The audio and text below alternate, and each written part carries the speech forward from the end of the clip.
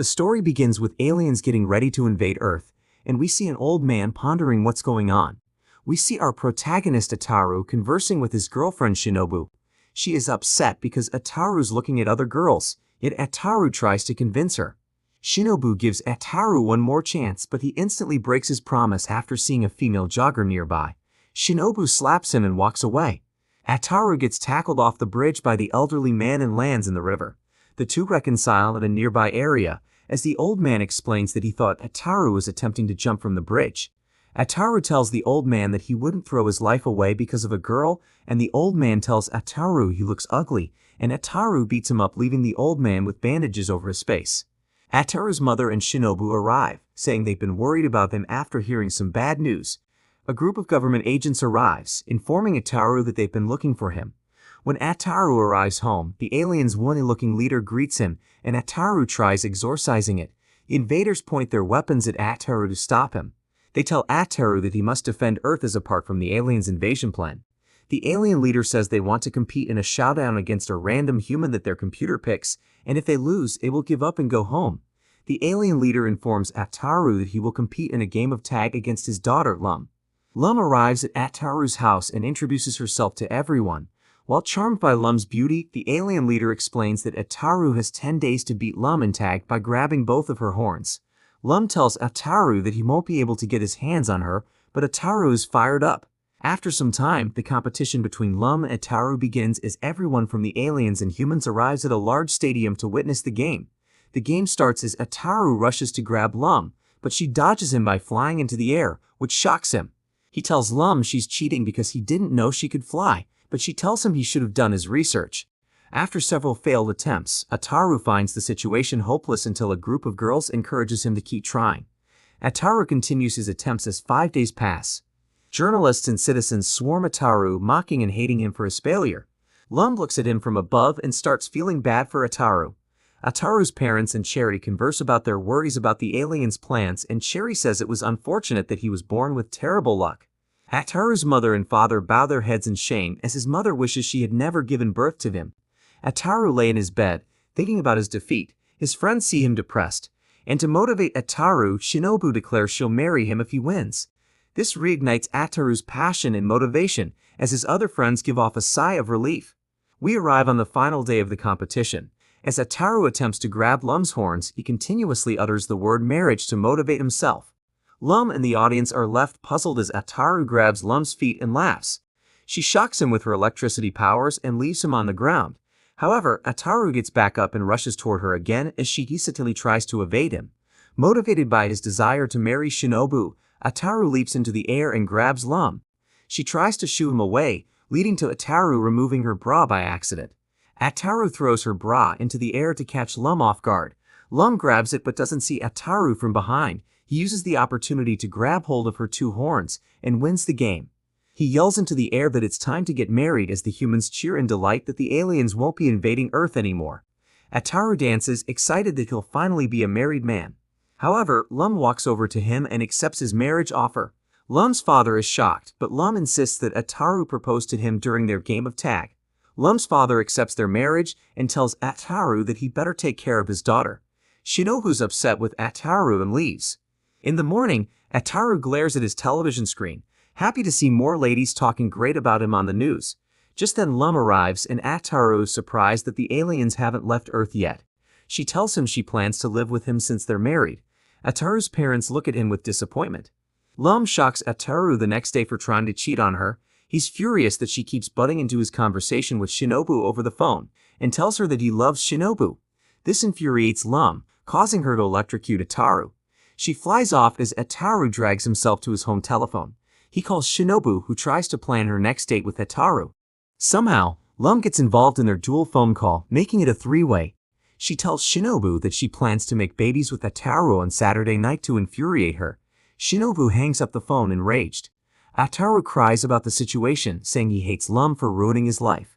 In a spaceship, Lum monitors Ataru's actions from afar. She's infuriated that Ataru continuously tries to cheat on her. Ataru covers his ears as his mother rants about her friend is going to start spreading ill rumors about her because of his actions. While they're bickering, a newscaster on the TV reports that an aircraft flew over their hometown and disappeared. Ataru attempts to call Shinobu again, but Lum intervenes in the call again and makes up things to rile up Shinobu, but before she hangs up, Ataru stops and tells her to hear him out.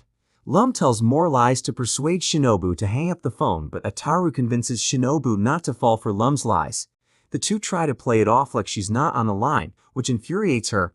Meanwhile, Ataru's parents are watching the news as the reporters claim Lum, Shinobu, and Ataru's three-way phone call can trigger a black hole to form. Ataru says he will pay Shinobu a visit in person, but Lum pulls a lever, shocking him with electricity and causing a thunderstorm to erupt in town. Ataru puts on a disguise, but before he leaves his father interrupts him. He gives his Rubbermaid raincoat to help him avoid getting electrocuted. As Ataru and Shinobu rush toward each other, Lum turns up the power, causing the electricity to go out across the town. Ataru and Shinobu get engulfed in smoke, making it hard for them to find each other. The two scream each other's name and end up reuniting. Lum plans to crash her ship into two to destroy this love triangle, and this causes it to smoke up again. Ataru believes he's found her again but finds out he's hugging Lum. The smoke clears up and Shinobu sees Ataru hugging her. She picks up a telephone pole and throws it at them and leaves as Ataru calls out to her. Meanwhile, people flock toward Ataru's home, demanding to pay for the damage caused by Lum, while we see Lum zapping Ataru with her electric shock as punishment for cheating. The next day, Ataru is sitting in class while being smothered by Lum, and everyone in class is annoyed with Lum and finds it hard to concentrate. Shinobu starts crying because of Lum's teasing, resulting in all the girls in the class belittling Ataru, and Shinobu buries Ataru under multiple desks. The next day, Ataru visits a restaurant to eat under disguise. As he eats, the television reporter classifies him as a missing person. Lum, Shinobu, Cherry, and his family share their grievances over his absence. The news reporter puts up a photo of Ataru in disguise, causing some people in the diner to point suspicion at him. Ataru flees and bumps into a woman. He asks the woman if she needs help seductively, and the woman knocks him to the ground.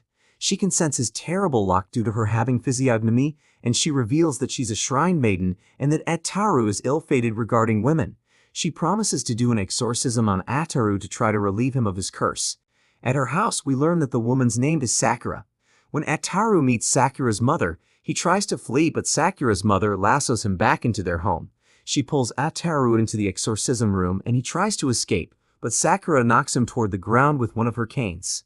Sakura prepares the exorcism, but she can't perform it successfully due to tooth pain. This causes many demons to swarm Ataru, showing that Sakura is making things worse. Sakura chants and tries to wipe away the demons, but she stops again due to pain, and Ataru tells her that every time she stops, more monsters show up. Suddenly, we discover that the demons that latched themselves onto Ataru were the ones causing Sakura pain. Sakura sends the demons packing, only for the Grim Reaper to show up and slice Ataru. At the hospital, Sakura and her mother speak with Cherry, and he's happy that the demons causing her illness have vanished, and we find out he's her uncle. Everyone from the Grim Reaper and Ataru's loved ones establishes pity for him because they think he's dead. Ataru wakes up asking for a woman's number and address, and in anger Lum gives Ataru and Grim Reaper an electric shock. The next day Ataru visits Cherry and he asks him if he can make something to strip away Lum's powers. He shares his reasoning with Cherry and is unaware that Lum's nearby. Lum starts electrocuting Ataru as Cherry realizes Ataru's predicament. At Ataru's house, one of his friends visits him and gives him a present from Cherry. Inside the box is a yellow ribbon and a letter from Cherry. In the letter, Cherry informs Ataru that he needs to tie the ribbon on Lum's horns to neutralize her powers, and only those who tie the ribbon can take it off. Lum arrives and Ataru ties the ribbon around her horns. Lum loves the gift, and she leaves but lands hard on the ground after attempting to fly away. As Lum tries to figure out what's going on, Ataru and his friend spy on her. Lum bumps into one of Ataru's other friends and tries shocking him to see if her electrocution powers work, and his friend takes her gestures as a sign of affection, sparking jealousy in Ataru's other friend. The same routine repeats with this friend, causing a massive argument between the two. As they are arguing, Ataru confronts Lum, asking her why she can't use her powers. Shinobu arrives, telling them to get a room. Lum retaliates with an offhand reply and flaunts the gift that Ataru gave her, and Shinobu's enraged that Ataru never gave her anything and tries taking off Lum's ribbon, but Ataru blocks her, which makes Shinobu sad. She wanted to give him some baked cookies, but she kicks Ataru in the face, leaving him defeated. At night, Ataru's two friends wish to crash at his place. They want to protect Lum because she can't utilize her powers and worries about Ataru's pervy antics.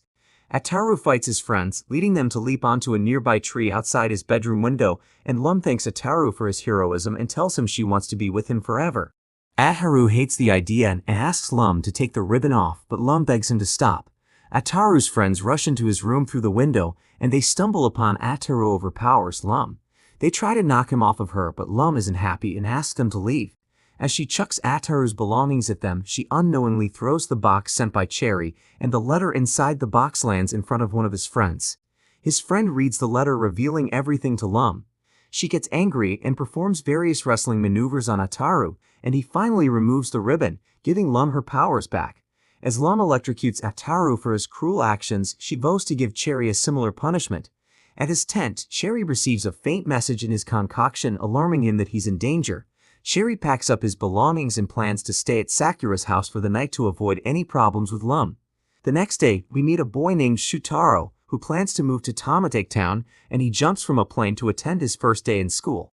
Shutaro wishes his grandfather well before he attends his first day at Tomobiki High School. When they arrive above the building, Shutaro leaps out of the plane to make a dramatic entrance.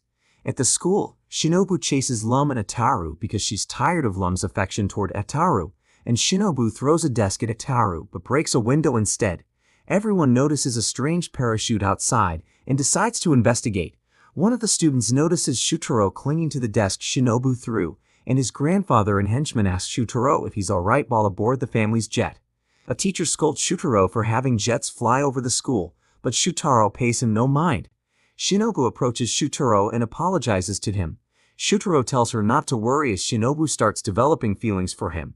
In class, Shutaro is swarmed by many girls who ask him questions about his family and their wealth, and Shutaro notices Ataru bugging Shinobu and approaches them.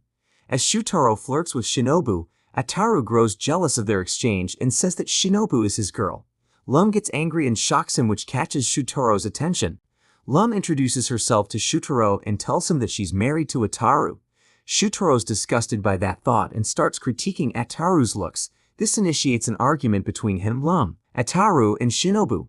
Minutes later, Ataru's homeroom teacher announces that they'll be holding elections for the new class president. Shutaro declares his run for candidacy. He plans to punish slackers in his class with the most brutal punishments possible. Although everyone isn't on board, Shutaro says he'll make females exempt, which angers the male classmates. Disgusted by his proposal, his male classmates band together and aim to have Ataru run against Shutaro despite Ataru's faults. After giving his proposal about calling dibs on all the girls in his class, their homeroom teacher asks the class to decide on a winner. Unfortunately, Shutaro and Ataru reach a stalemate, and Shutaro suggests a competition to declare the winner.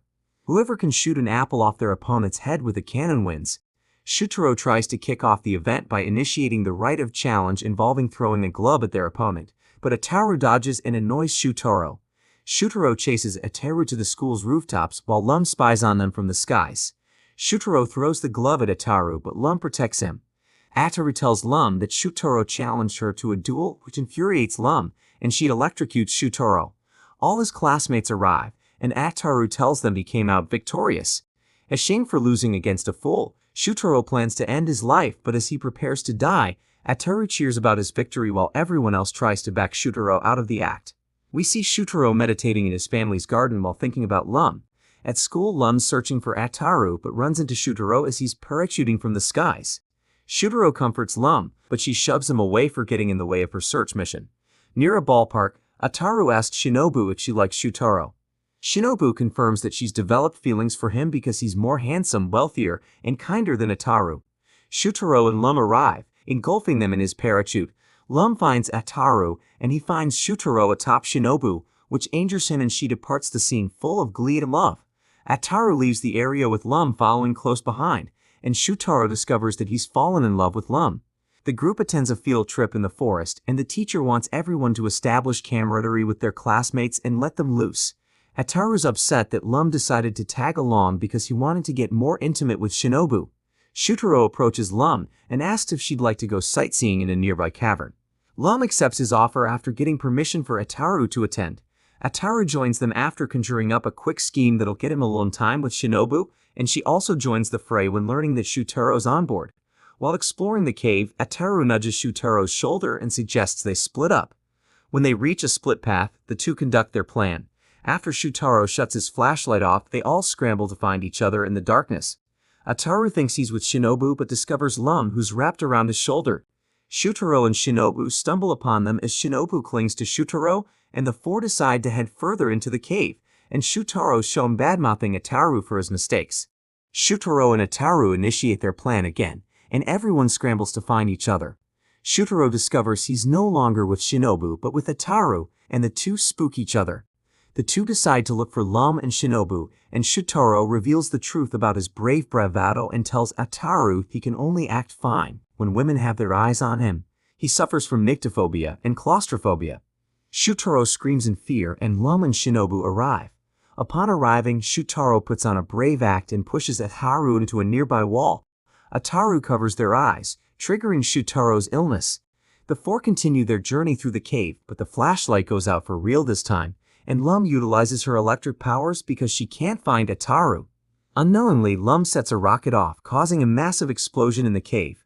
Their teacher and classmates notice them from afar, and everyone but Shinobu bickers with each other. But we see a glimpse of another alien spacecraft, and a mysterious girl is resting in a container. The next day, we see Lum and Ataru competing against Shinobu and Shutaro in tennis. At the same time, some crows are carrying a pod in a forest. Their tennis ball hits one of the crow on his head, causing them to lose their balance and drop the pod. The pod crashes on top of Shutaro despite Ataru warning him about it, and Ataru notices a woman in the pod and informs the others.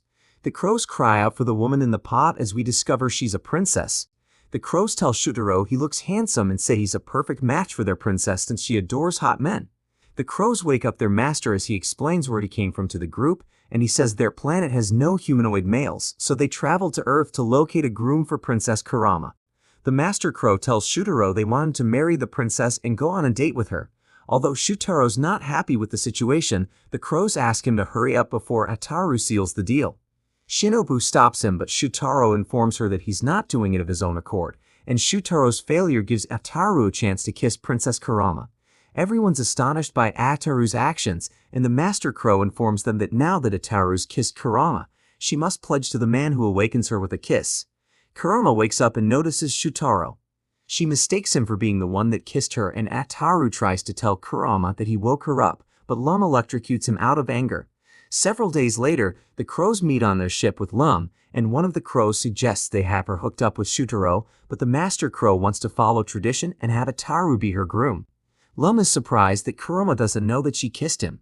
One of the crows plans to keep it that way, and Lum offers to help, but before the master crow can inform Kurama of the truth, one of the crows tells him that Kurama is spending time with Shutaro as they speak. At school, Ataru lectured about proper etiquette between boys and girls. Some students complain while others cheer Shutaro on. Despite being praised, Shutaro's upset that he failed to kiss Kurama before Ataru did. Kurama arrives and asks Shutaro to attend a date with her, but Lum comes with a flamethrower and threatens to harm Kurama if she dares make contact with Ataru. Ataru tries to woo Kurama, but she swipes him away, and Lum asks Ataru why he's being flirtatious with Kurama. Ataru says he doesn't mind going on one date with a girl because it means he won't have any problems later. Some crows arrive and tell Kurama that the master crow is sleeping on the ship. Kurama gets flirtatious with Shutaro, but before Ataru attempts to tell Kurama the truth, the crows cover his mouth with a cloth and pull Shutaro aside and ask him to play along. After some convincing, Shutaro decides to move forward with their plan, and he re-enters the classroom and tells Kurama he can't wait for their night of Umra's Congress. Shinobu and Ataru try telling Kurama the truth, but the crows prevent them. Lum and the crows build Kurama and Shutaro a mechanical love nest to make babies, and Shutaro's female classmates continue complaining, and Kurama tries shutting them up. Shutaro doesn't want to do it in public, but Lum tells them she and the crows made the love nest fully enclosed, and Kurama drags Shutaro inside the love nest while everyone, including Shinobu, is troubled about the matter. Inside, we see Shutaro is nervous as Kurama asks him if she's opposed to making babies with her, but before they commit the act, Ataru squeezes his way into the ship, upsetting Kurama.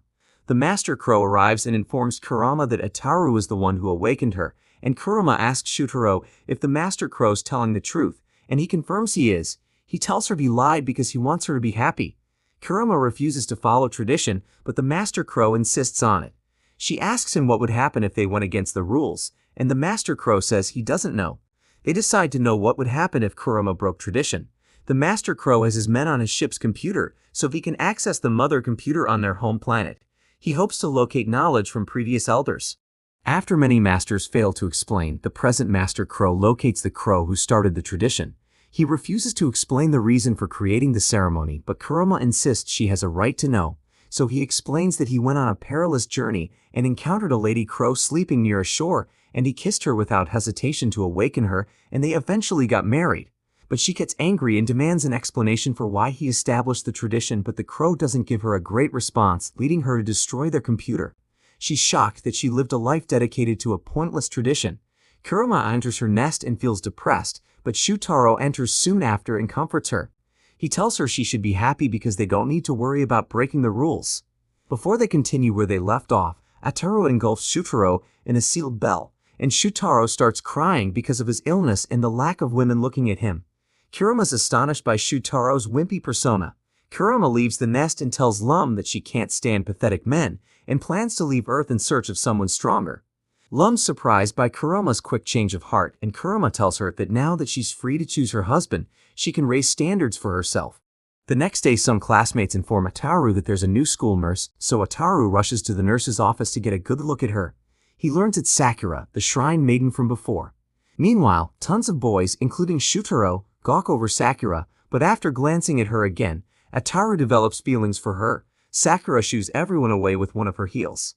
Seconds later, some men arrive and ask Sakura to perform an exorcism on their boxing gloves. Seconds later, Cherry's cat and Cherry barge into Sakura's office because the cat stole his fish. Sakura knocks them out of her office with her chair, and the men notice that Sakura sent one of the gloves flying along with Cherry and his cat. At the same time, Lum is flying over the area and gets hit by the same glove. Lum shows it to Ataru in school, and he explains what it is, but Ataru realizes the glove's possessed by something as it's forcefully moving him around. The glove forces him to cuddle with various girls, resulting in Lum punishing him with her electricity. The glove forces Ataru to fondle Shutaro, and the two get into a heated argument. Sakura arrives in the classroom in her shrine maiden outfit and explains the situation to everyone, and she says the glove is cursed by an entity called the Love Clincher. It adores getting close and personal with people by performing a cinch hold, and explains that a residual boxer cursed these gloves and used them in the past. He was a fearsome being that no one wanted to meet, and Lum gets close to Ataru, activating the gloves. He protects Lum by taking the glove's punch. Ataru approaches Shutaro, and the right glove sends him into the air, resulting in another fight between Shutaro and Ataru. Sakura hatches a scheme and places Ataru and Lum inside a barrier-covered boxing ring. Sakura says that Lum and Ataru should continue doing their back-and-forth antics in the ring to help with the exorcism. Ataru protects Lum to the best of his abilities because he doesn't want to hit a woman, but gets knocked out by his own hooks as Sakura enters the ring and removes the gloves. She says the exorcism worked as the constant hugging and punching satisfied the spirit, and Sakura punches Ataru after he tries to make a move on her. Lum and Ataru are heading to school, and Ataru tells her not to interfere with the scoring girl's routine as they pass by a loving couple holding hands. Lum tries to grab Ataru's hand, but Ataru spots Shinobu and rushes toward her, which infuriates Lum. At school, Shutaro receives another love letter from a female classmate, and his male classmates are jealous. Ataru and Lum arrive as Ataru's male classmate glances at his disrespect toward her. His classmates head into the restroom to let out some steam, and they forge a vengeance-filled scheme to get back at Shutaro for swiping all the girls off his feet. In class, the boys create a fake love letter directed toward Ataru. Once the boys complete it, they get Ataru to read it aloud. Ataru reads some hateful remarks toward Shutaro, which catches his attention, and Shutaro looks at the letter's handwriting and says it couldn't have come from a cute girl. Lum arrives and notices Ataru jumping in glee, and Shutaro tells her that he's joyful because he received a love letter from a girl, and Lum demands Ataru tell her who gave him the letter. Lum cries into Shutaro's chest, which makes him happy and the other male classmates jealous. Lum asks him if he's mad that she's in the arms of another man, but he responds that they look great together. Shutaro tells Lum that she needs to give up on Ataru since he'd rather gawk at a fake love letter than cuddle with her. This angers Ataru, who believes the girl who gave it to him is real. Shutaro and Ataru form a bet around the situation, and Shutaro says if the girl isn't real, he gets to take over as class president, but Ataru says if she is real, Shutaro must fork over 10,000 yen to him. Some male classmates forge the letter huddle to devise a plan, and they don't want Ataru to lose the bet. So they ask a girl at a cafe to pretend to be Otoko for 1 hour, which is the name of the fake girl from the ladder, and the girl accepts the offer. The next day, one of the classmates hands Ataru a new letter from Otoko, which mentions that she wants to meet Ataru at Kataguri Cafe at 4 p.m. Lum's jealous and says she might move on from Ataru and be with Shutaro instead. Ataru pretends to care but immediately throws Lum into Shutaro's arms, so Lum electrocutes Ataru and flies away. In a tree, Lum ponders about Otomo, and she overhears a conversation from the Ataru's male classmates that the girl who was going to pretend to be Otomo can't do the deed because she has a stomachache, so she had taken the 3,000 yen they paid her and pigged out. The boys head into class as Ataru prepares for his date with Otomo. He promises to take them out to dinner when he wins the 10,000 yen from Shutaro, and Shutaro taunts Ataru, which angers him. The boys are nervous as they can't bring themselves to tell Ataru the truth, as they're worried about Shutaro becoming the new class president. Lum refuses to help Ataru because she wants him to learn a lesson. At the cafe, Ataru awaits Otomo's arrival, and all his male classmates are sitting in separate booths along with Shutaro. Elsewhere, Lum thinks about Ataru's situation, and she starts getting second thoughts about the whole matter and feels terrible for him. After an hour passes, Shutaro tells Ataru he'll give him 15 more minutes, and if she doesn't show up, he will lose the bet. At the same time, tears fall down Lum's face as she thinks about how much pain Ataru must be feeling inside. As the time runs out, Shutaro declares his victory while Ataru sits in his booth in shame. Seconds later, Lum arrives dressed up as Otoko, surprising everyone, and Ataru's thrilled until he gets another look at Otoko and realizes it's Lum. Lum whispers into Ataru's ear that he should play along because she knows he doesn't want to look like a clown in front of everyone. He agrees, and they enact their role play. The two leave the cafe. When they are a decent distance away, Lum informs Ataru that everything was a prank, and the two get into a small argument. Lum notices another couple holding hands in front of them.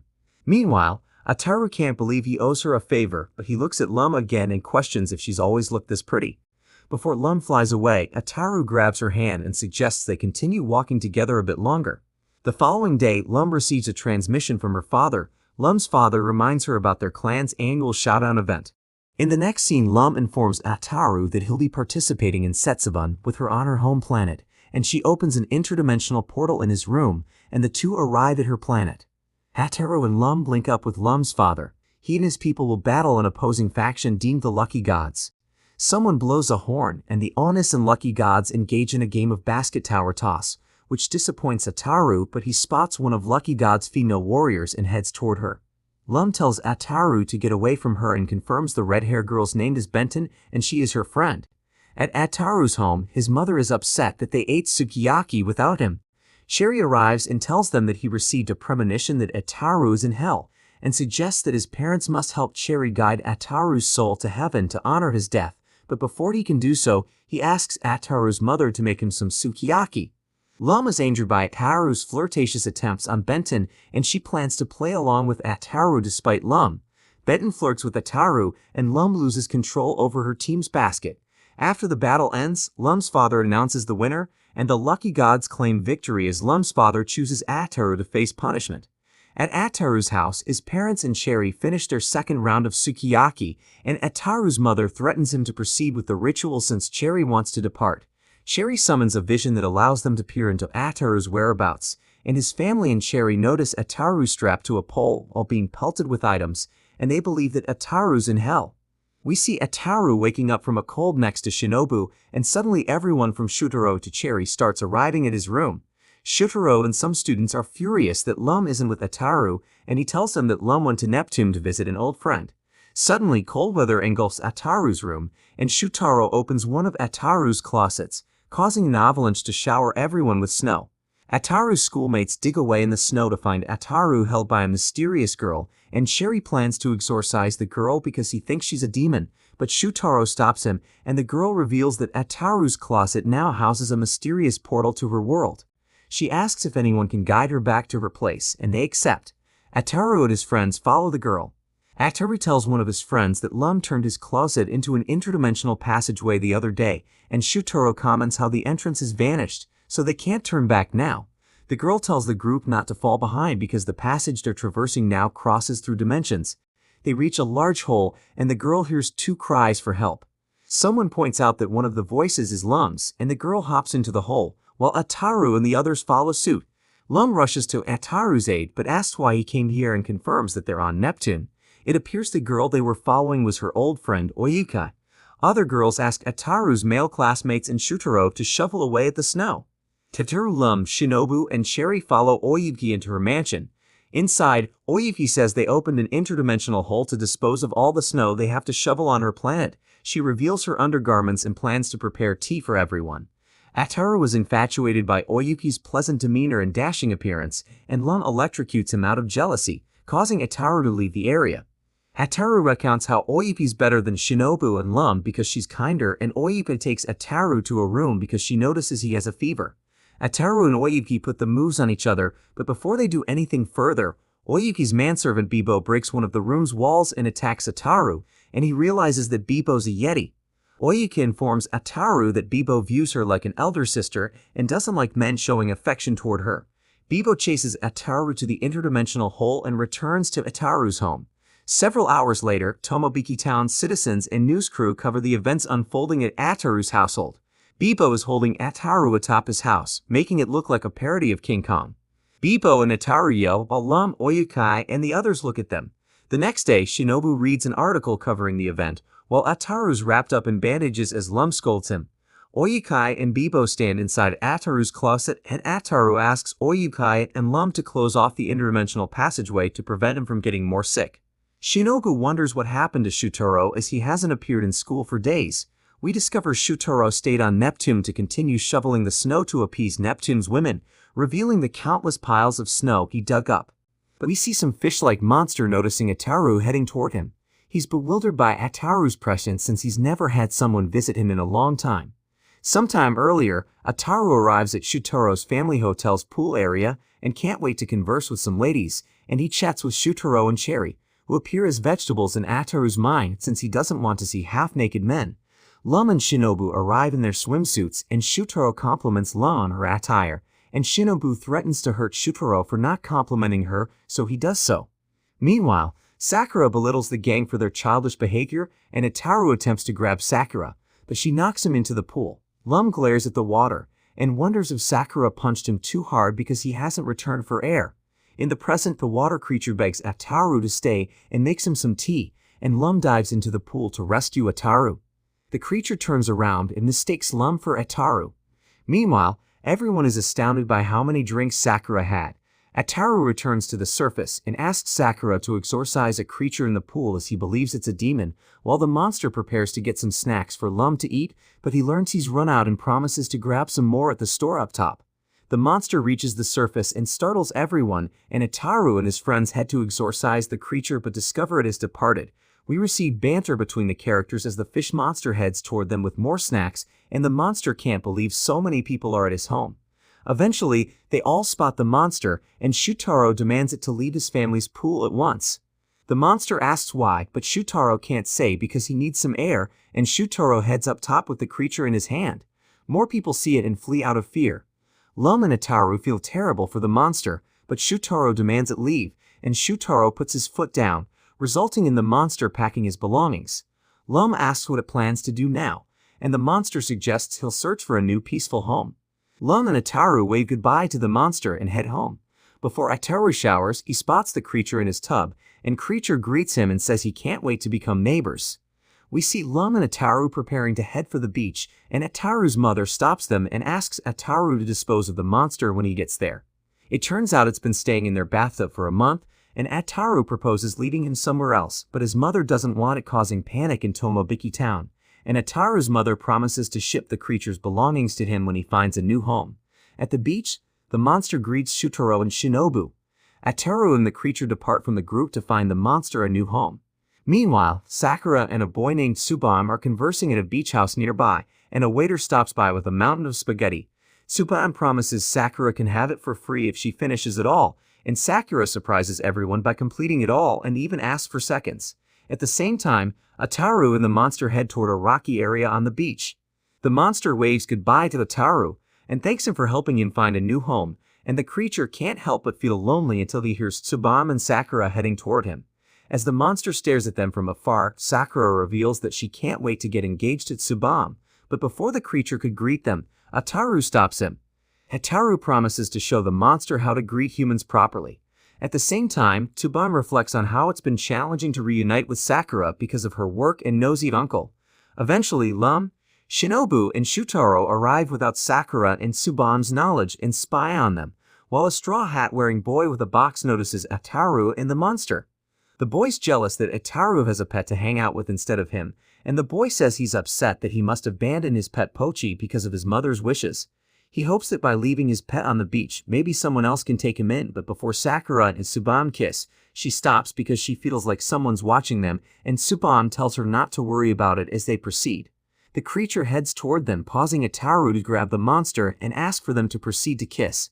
Meanwhile, Pochi's owner stumbles upon two kids ridiculing a small turtle, and he continues looking for a better spot to place Pochi as Ataru alone, and the monster pass by. The boy notices them and wishes he didn't have to get rid of Pochi, and the gang meets and has a final meal together with the monster. Shutaro wonders if the monster's trying to guilt-trip them to keep him around, and the boy leaves Pochi near Ataru and his friends and hopes they can give Pochi a loving home. Ataru suggests the monster hop inside a box, and the boy turns around and sees Ataru holding a box, and he assumes Ataru has decided to adopt Pochi. As he walks away, he recounts all his fond memories with Pochi while shedding tears, and the kid runs back and swipes the box from Ataru's grasp. Shinobu notices Pochi's box and tells the others to have a look, and upon looking inside, they spot Cherry eating something, and they're all shocked. At home, Ataru receives a postcard from his mother because it's from the monster who seems to be having the time of his life with the boy, and it is revealed that the monster's taken the new title Pochi. We see Ataru's principal informing Ataru's teacher that a new transfer student will be arriving at his class today, and his teacher's flustered to discover that Lum is a transfer student.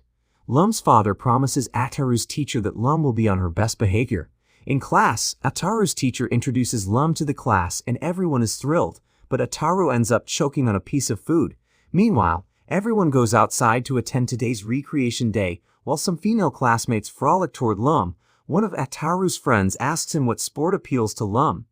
Ataru doesn't care until someone mentions that another class received a good-looking transfer student, and the girl's name is Ran, and Ataru doesn't hesitate to introduce himself to her.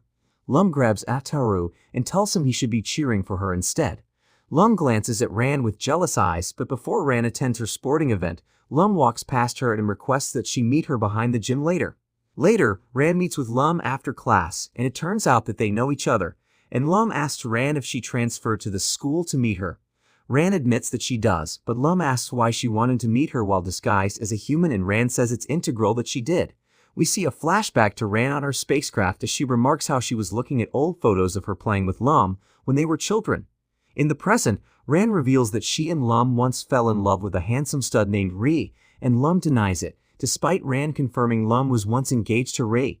Lum says it's all in the past, angering Ran, and she shows her true colors and reveals that she visited Earth to enact revenge on Lum, and Ran vows to steal Ataru from Lum and drain his life energy by making lip contact with him. Ran tells Lum not to inform anyone of her being an alien, and if she does, Ran promises to tell everyone that she wet the bed before. Ataru's teacher begins the scavenger hunt race, and Shutaro grabs a card indicating that he must find an electrifying beauty, and Ran obtains her card and asks for Ataru's assistance. Lum tries to prevent him from heading toward Ran, but Shutaro grabs her aside. Ran asks for Ataru to kiss her, but unfortunately Lum throws a block at Ataru to prevent him from kissing Ran.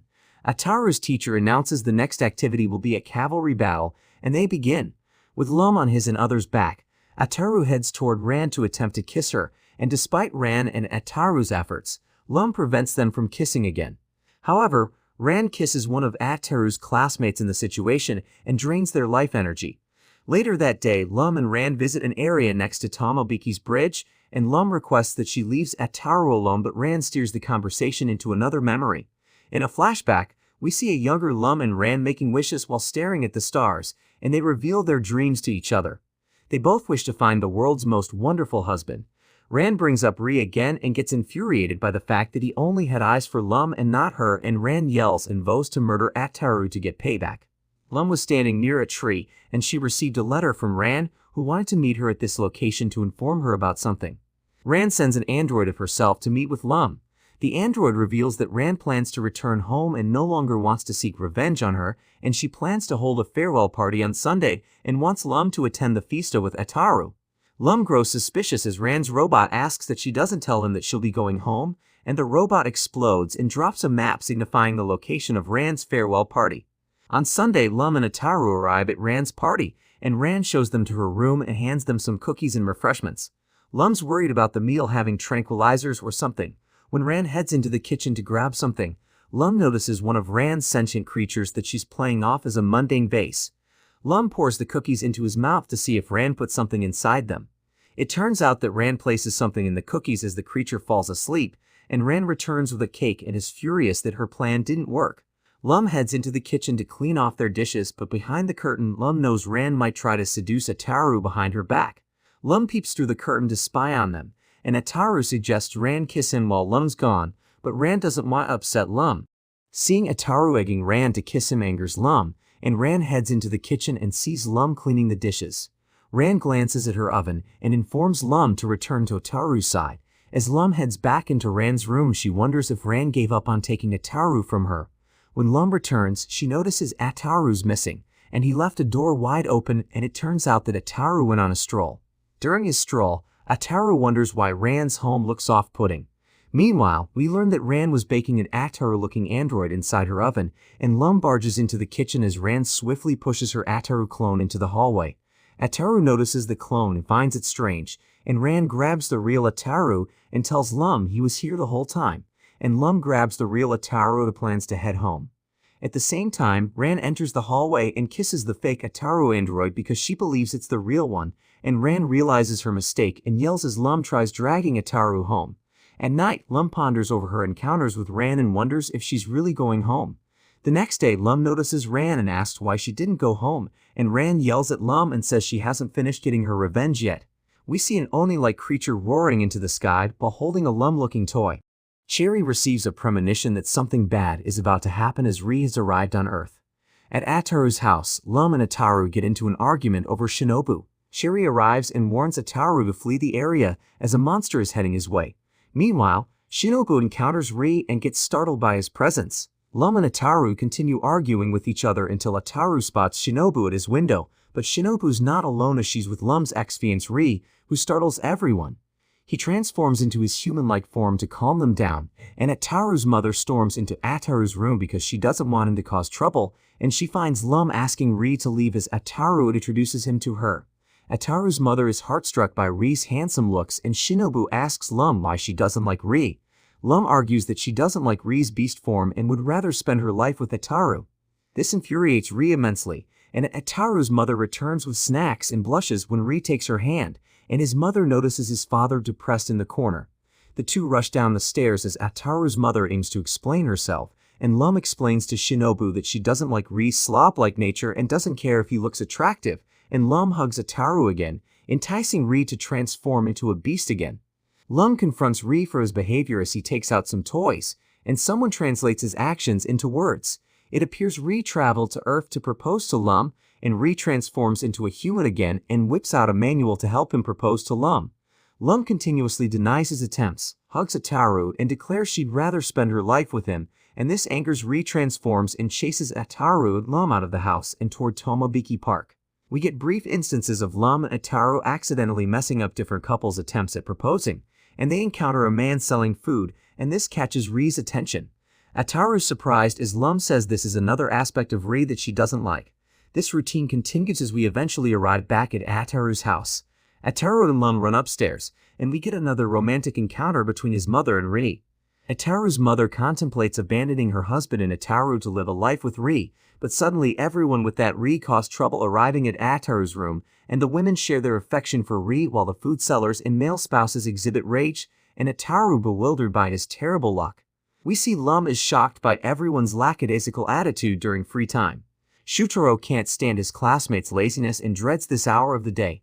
Shutaro hears a call coming from his radio and believes it's his ticket out of there, but we learn Ri took control of the helicopter as he crashes it into Ataru's class. Meanwhile, Ran overhears Ri's voice while in another class and wonders if it's him, and Shutaro's shocked when Shinobu explains that the ox monster is Lum's ex-fiancé and that he's a handsome gentleman. Lum tells Ri to leave as Shutaro plans to protect her from Ri, and Lum tries to flee the classroom with Ataru, but gets her plans thwarted by Ran, who arrives at Ataru's class with a box lunch for Ri. Ran pulls Lum aside and asks Lum if she can hook her up with Ri since she's in love with him, and Lum complies. At the same time, Ri starts eating everyone's food, injuring Shutaro, and reiterates that Lum couldn't possibly wed a beast as hideous as Ri. Ataru tells Shutaro to relax as Ri transforms into a human again and surprises Shutaro with his stunning looks, and upon seeing his human form, other girls frolic toward Ri's side and start handing him food. Meanwhile, Ran asks Lum to report on Ri's activities, and Lum can't stand his pig-like eating habits, but Ran argues that's what she adores about him, and Ran plans to get them her food. Shinobu approaches Ri and reminds him why he came to their school in the first place, and Ri transforms into a beast and pounces on Ataru, and promises him that he doesn't know where Lum went. Seeing him attacking Ataru, Lum orders Ri to back off, but before Ri attacks Ataru, he heads for Lum but gets stopped by Ran and gives him her box lunch, and Ri digs into the meal. When Ri finishes Ran's meal, she asks him if he liked it, but he ignores Ran and begs for Lum's attention. Lum can't believe Ri's ignoring Ran's feelings for him, but Ran tells Lum not to worry since Ri gave her lunch more respect. Suddenly Cherry arrives and gives Ri some food, and this enrages Ran, who can't believe Ri's treating Cherry's dish equally to hers. She leaves the room with tearful eyes, leading Lum to yell at Ri. However, Ran returns with another meal for Ri, and she asks him if he likes that more than Cherry's and if it's tasty. Ri shakes his head yes, but senses something wrong, and Cherry picks up on Ri's demeanor. Ri whispers something into his ear as Cherry explains that Ri's going home now that he's full of food. Ri jets out of the classroom, and Ataru wonders why he'd show up in the first place if he only required food, and Ran waves goodbye to Ri as Lum tells him to never return to Earth. At Ataru's house, Lum and Ataru notice his mother feeding Ri a meal. Ataru is infuriated because Ri said he was going home. Ri greets them and doesn't explain himself. Later, Ataru's mother and father discuss Ataru's school's Parent Day event. Ataru's father's thankful this was the case as he thought his wife wanted to file for a divorce so she can marry Ri, and Lum's mother pampers herself as she plans to attend the Parents' Day event herself. Ataru's mother arrives at Tomobiki High School to attend its Parent Day event. She couldn't convince her husband to attend. Meanwhile, a woman in an ox-carried cart shows up, leaving everyone in awe at her elegance. A spaceship arrives and lands atop the woman's cart, scaring her butler because he thinks she's dead, but thankfully she made it out alive as the spaceship door opens up. Lum's mother rushes out of her ship to greet Ataru's mother. At the same time, the butler squeals over how rude everyone's acting toward his mistress, and we learn that the woman that got crushed by Lum's mother's spaceship is Shutaro's mother. Lum notices her mother and leaps out of her classroom to hug her, and Shutaro greets his mother's butler, but gets called upon by her mother. His mother tells him to complain to Lum's mother about her behavior startling Shutaro, and she asks Lum to translate his mother's complaints to her mother. Shutaro recites the lines, but Lum tells her mother the opposite, and Shutaro's mother grows irritated and throws one of her gloves at Lum's mother. Shutaro explains that this means his mother wants to fight Lum's mother, and Lum translates her mother's words for Shutaro's mother. She asks her to reconsider the duel, but Shutaro's mother refuses, and Lum translates more from her mother, and Lum's mother's honored that Shutaro's mother would allow her son to propose to her, but she must refrain. At sunset, everyone starts heading home, and Ataru's mother tells Ataru to wake up since it's time to go.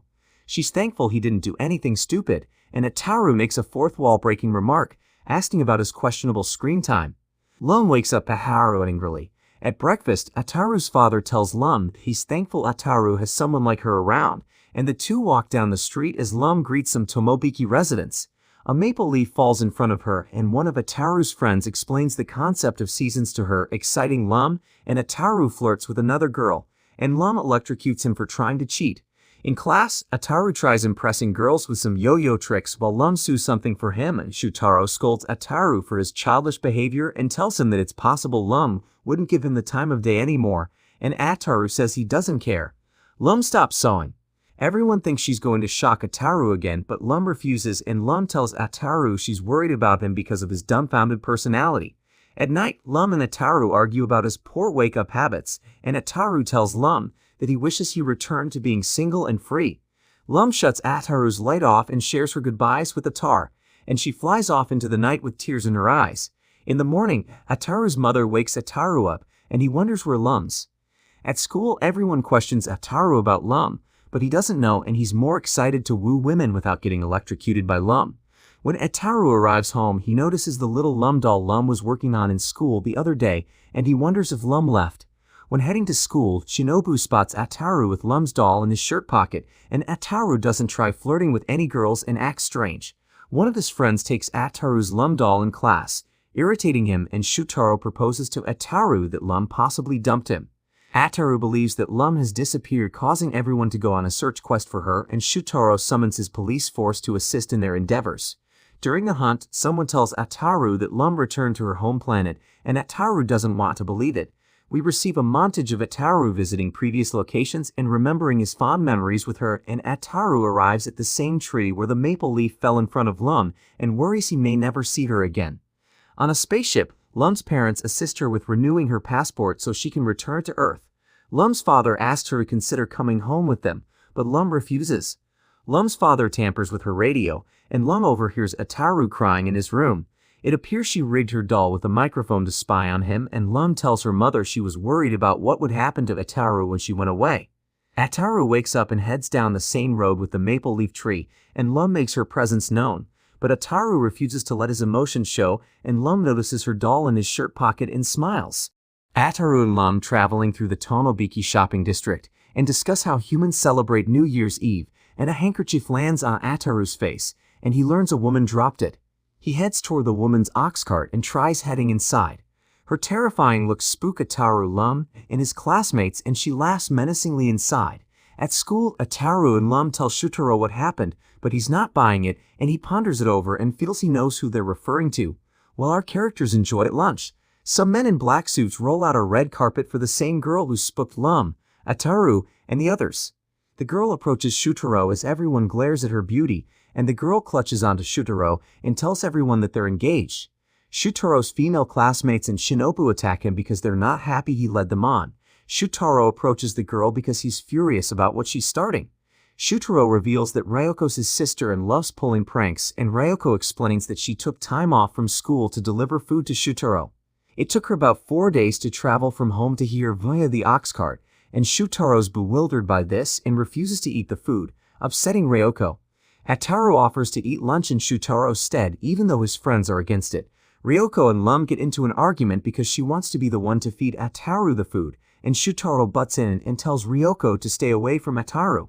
Ryoko and he gets into an argument. Ataru starts putting the moves on Ryoko to spite Shutaro, leading to more banter. Ryoko orders her men to lock Shutaro up in the class's locker, and he starts whining because of his mental condition. Although his male classmates think he's a loser, the female students find him charming, and Ryoko asks Ataru to visit the Shutaro family estate. Shutaro tells Ataru not to do it, but he's not budging. As everyone fights, Ryoko giggles as she finds her brother's disinterest in Ataru entertaining and arrives at the Shutaro estate, and Shutaro greets him. He warns him not to lay a finger on Ryoko, but suddenly Lum, Sakura, Shinobu, Oyukai, and Benton arrive at the party wearing kimonos. Unlike Ataru, Shutaro is happy to have them join in the festivities. As everyone looks around, Shutaro informs them that this isn't the main house. Only a tiny part of the Shutaro estate serves as his room, and Ryoko welcomes everyone from atop one of the roofs, and she informs them that an oshi meal has been made for them inside the party room. The gang heads inside and sits on the cushions. Benton and Ataru exit the room from the secret trapdoors, startling Lum and Shutaro. Everyone else gets pushed out of the room by a closing wall. Benton and Ataru find themselves alone on a conveyor belt. Meanwhile, Shutaro and the others wonder what's going on, and the family's agents split them up using a forklift with needles attached. Shutaro, Shinobu, and Lum find themselves trapped in a room with a bizarre man. At the same time, Benton and Ataru escape the conveyor belt area, and one of the men in black greets them, and they tell the two to follow the red arrows on the ground. Benton's had enough and goes in the opposite direction, and she gets caught with a net as one of the men places a sticker on it that reads failure. Ataru follows the arrows and meets up with Shutaro, Shinobu, Lum, and the strange man who we find out is his grandfather. Shutaro's grandfather offers them some tea. After they drink it, Ataru, Shinobu, and Shutaro get paralyzed, and it turns out he put an anesthetic in the drink. Lum's unaffected because she's an alien. Despite being paralyzed, Ataru notices Ryoko wandering by, and he tries to get her attention while hopping around like a monkey. The men grab Ataru and hoist him away. Lum tries chasing after him, but another agent leads her to another room with Sakura and Rie. They must compete in a mochi eating contest, and Lum loses the game and gets hurled into the air. Lum and Shinobu go searching for them and encounter Shutaro's father, and he locks them inside a dark room and hopes Shutaro's nyctophobic personality will kick in. He eventually pulls the lever and has Shutaro trapped in there alone, and he starts crying like a preschooler, exciting his father.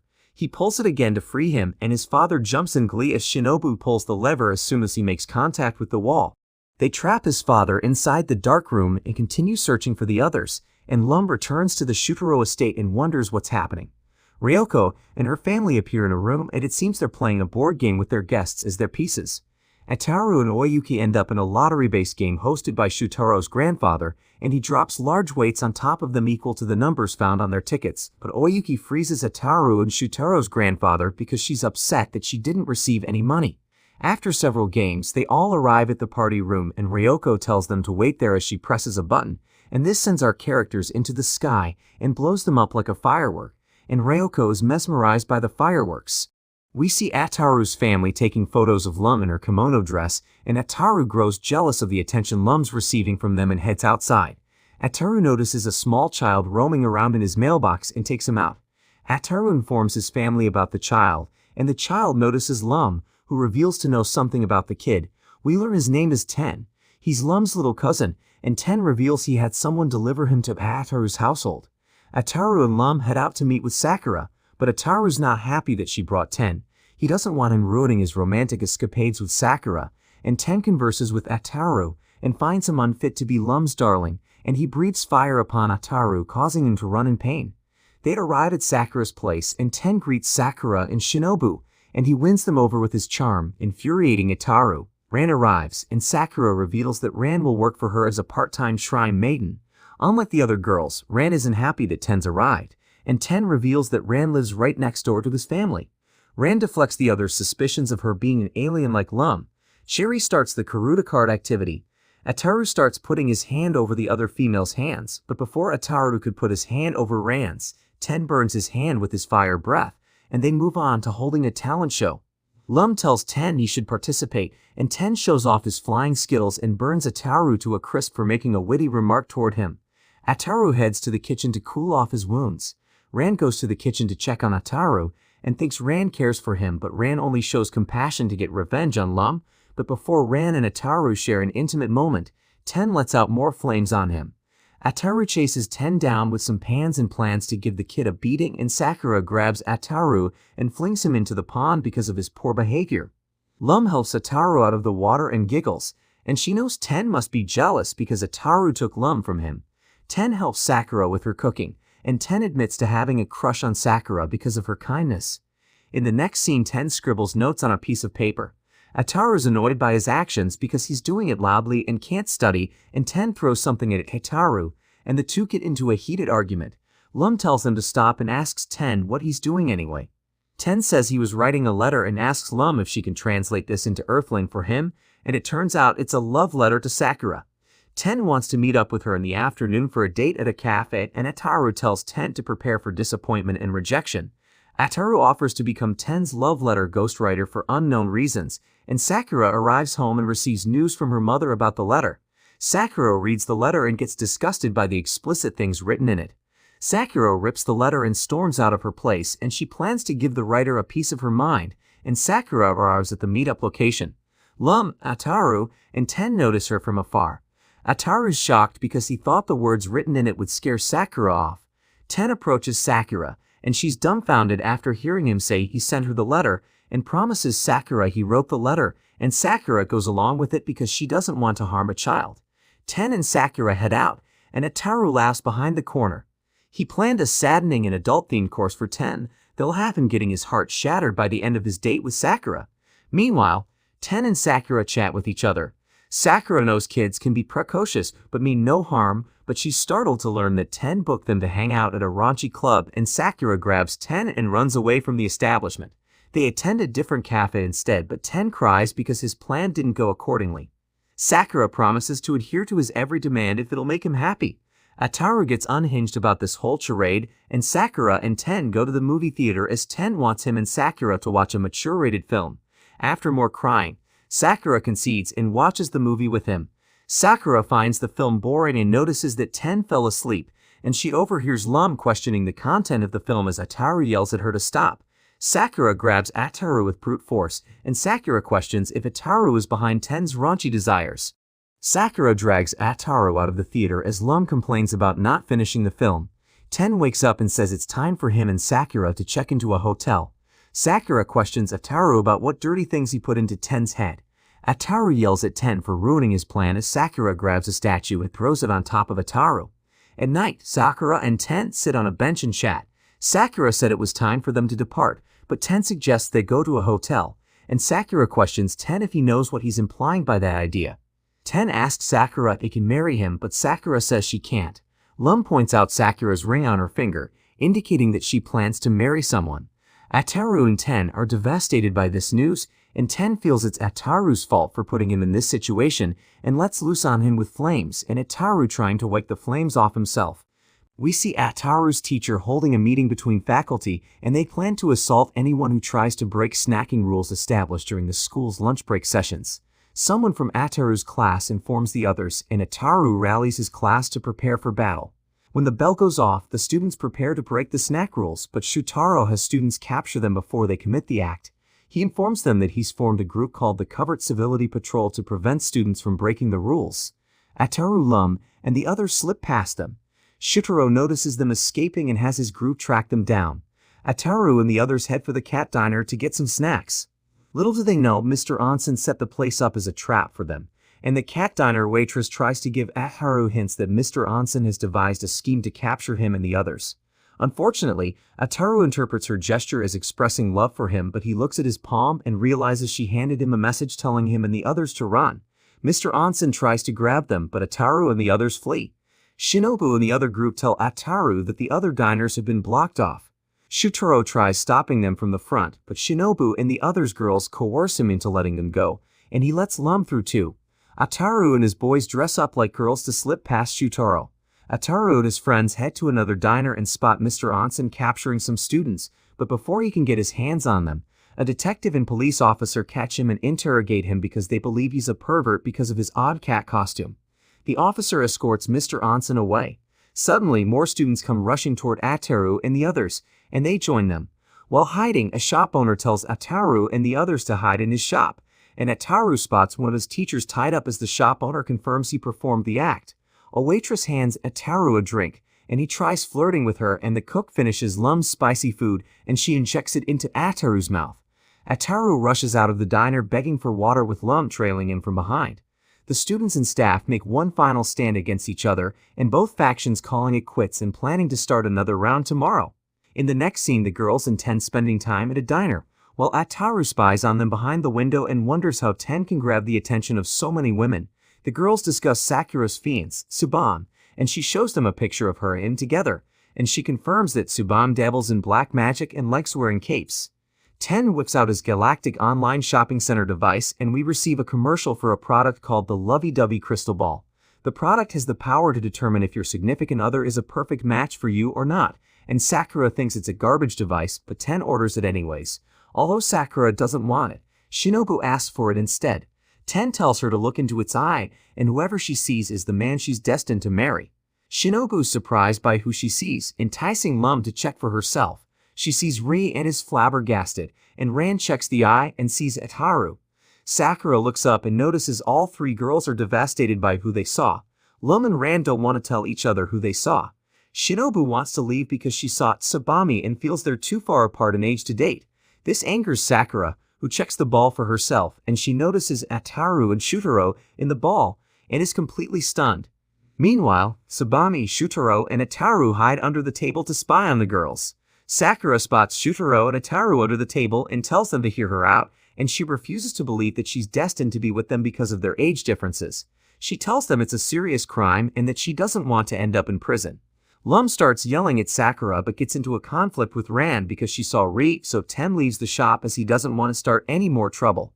Suddenly, a news broadcast appears on Ten's device, alarming buyers that they shipped out the Trouble Couple crystal ball instead of the real product, and this ball shows people they should avoid marrying at all costs. The shopkeeper sends the real product to all his buyers, and Ten receives the product, but chooses to let the insanity ensue. Lum shocks the daylights out of Ataru and Ten wants to buy a new fantasy gun product from the shop owner. All the students playing baseball for the Tomobiki High School tournament, and Ataru plans to throw the match, allowing him to score 10 free pool tickets when it's concluded. Ataru pitches the ball, and Shutaro hits a foul shot. The ball ends up knocking out a wandering samurai boy who happens to be spying on them in a tree. The boy falls out of the tree, causing everyone to rush to his aid, and Shutaro recognizes the samurai boy, who happens to be named Tobimuro Mizunokoji.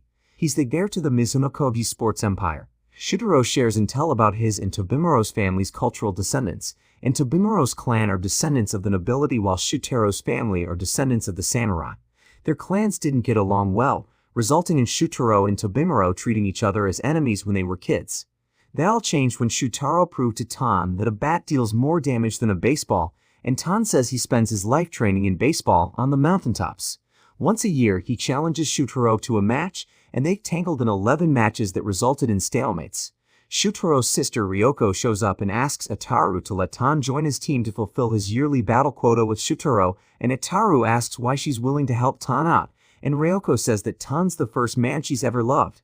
This results in Ataru and Shutaro beating on Tan despite him saying Ryoko's lying. Shutaro says he'll allow Tan to compete if it means Ryoko will stop pursuing him as a romantic interest, and Ryoko accepts, but Ataru wishes to test Tan's skills before they continue with the game.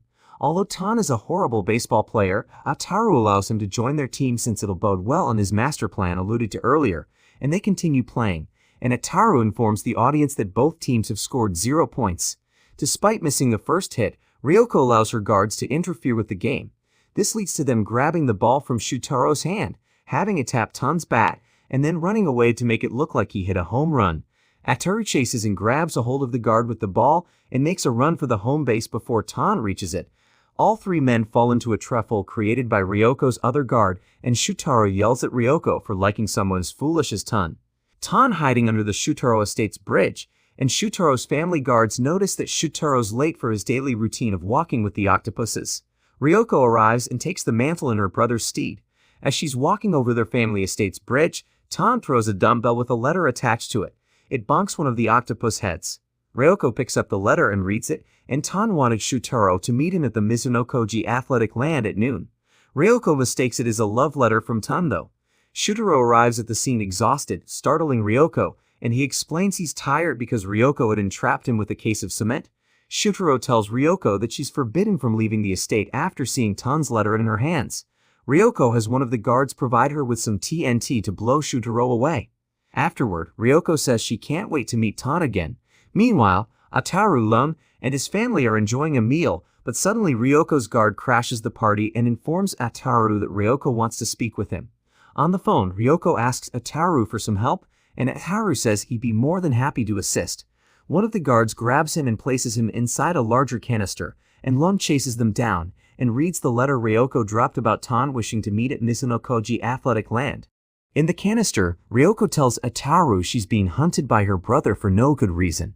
At Mizunokoji Athletic Land, Tan awaits his fight with Shutaro atop large wooden cylinders. He tries getting down, but is seemingly afraid of heights. Lum arrives and offers him a hand, despite Tan not wanting a girl's help. But suddenly Ryoko calls out to him, startling Tan. Lum drops Tan, but he's saved by one of Ryoko's guards. She holds on Tan tightly while he questions why Shutaro didn't show up to their showdown. Tan's curious about Ryoko's flirtatious attempts as she reveals that she used Ataru to prevent her brother from not interfering with their romantic affairs.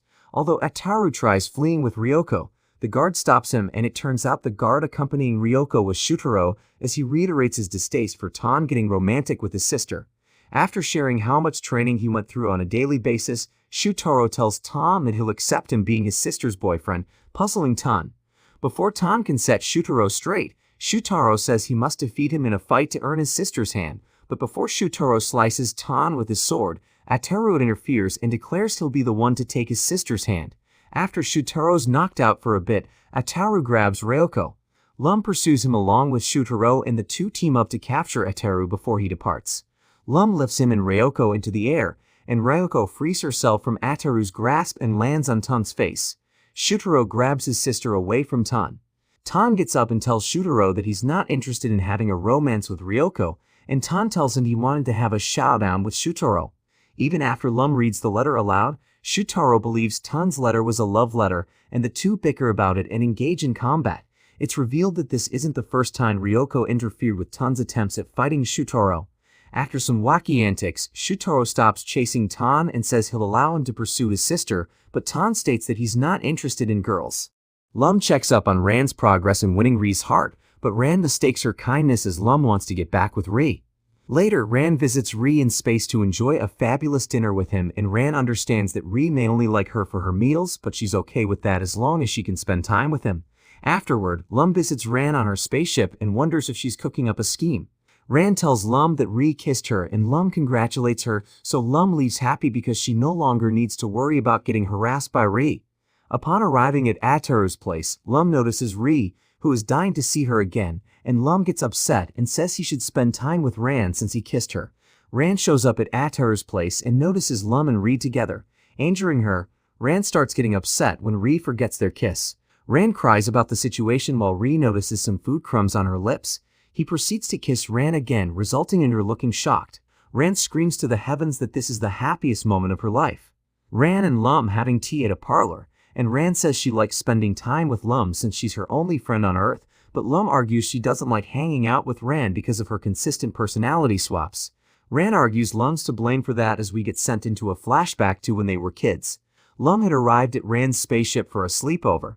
Ran's mother tells Ran not to wet the bed and for both girls to get a good night's sleep. When she leaves, Lum wets the bed. However, she places Ran in the spot to put the blame on her. Ran's mother yells at Ran for wetting the bed and leaving a stain on it. When Ran's mother leaves, Lum comforts her and promises to give her her favorite doll. Ran spends the night at Lum's spaceship and is thrilled to have a new doll, and they head to sleep, and Lum pulls the switcheroo gimmick because she wet the bed again.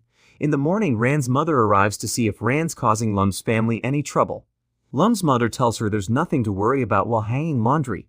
Ran's mother notices a urine stain on Lum's blanket and yells at Ran. In a flashback, we see Lum and Ran throwing rocks at a space creature and fleeing, and whoever falls behind has to treat the loser to ice cream.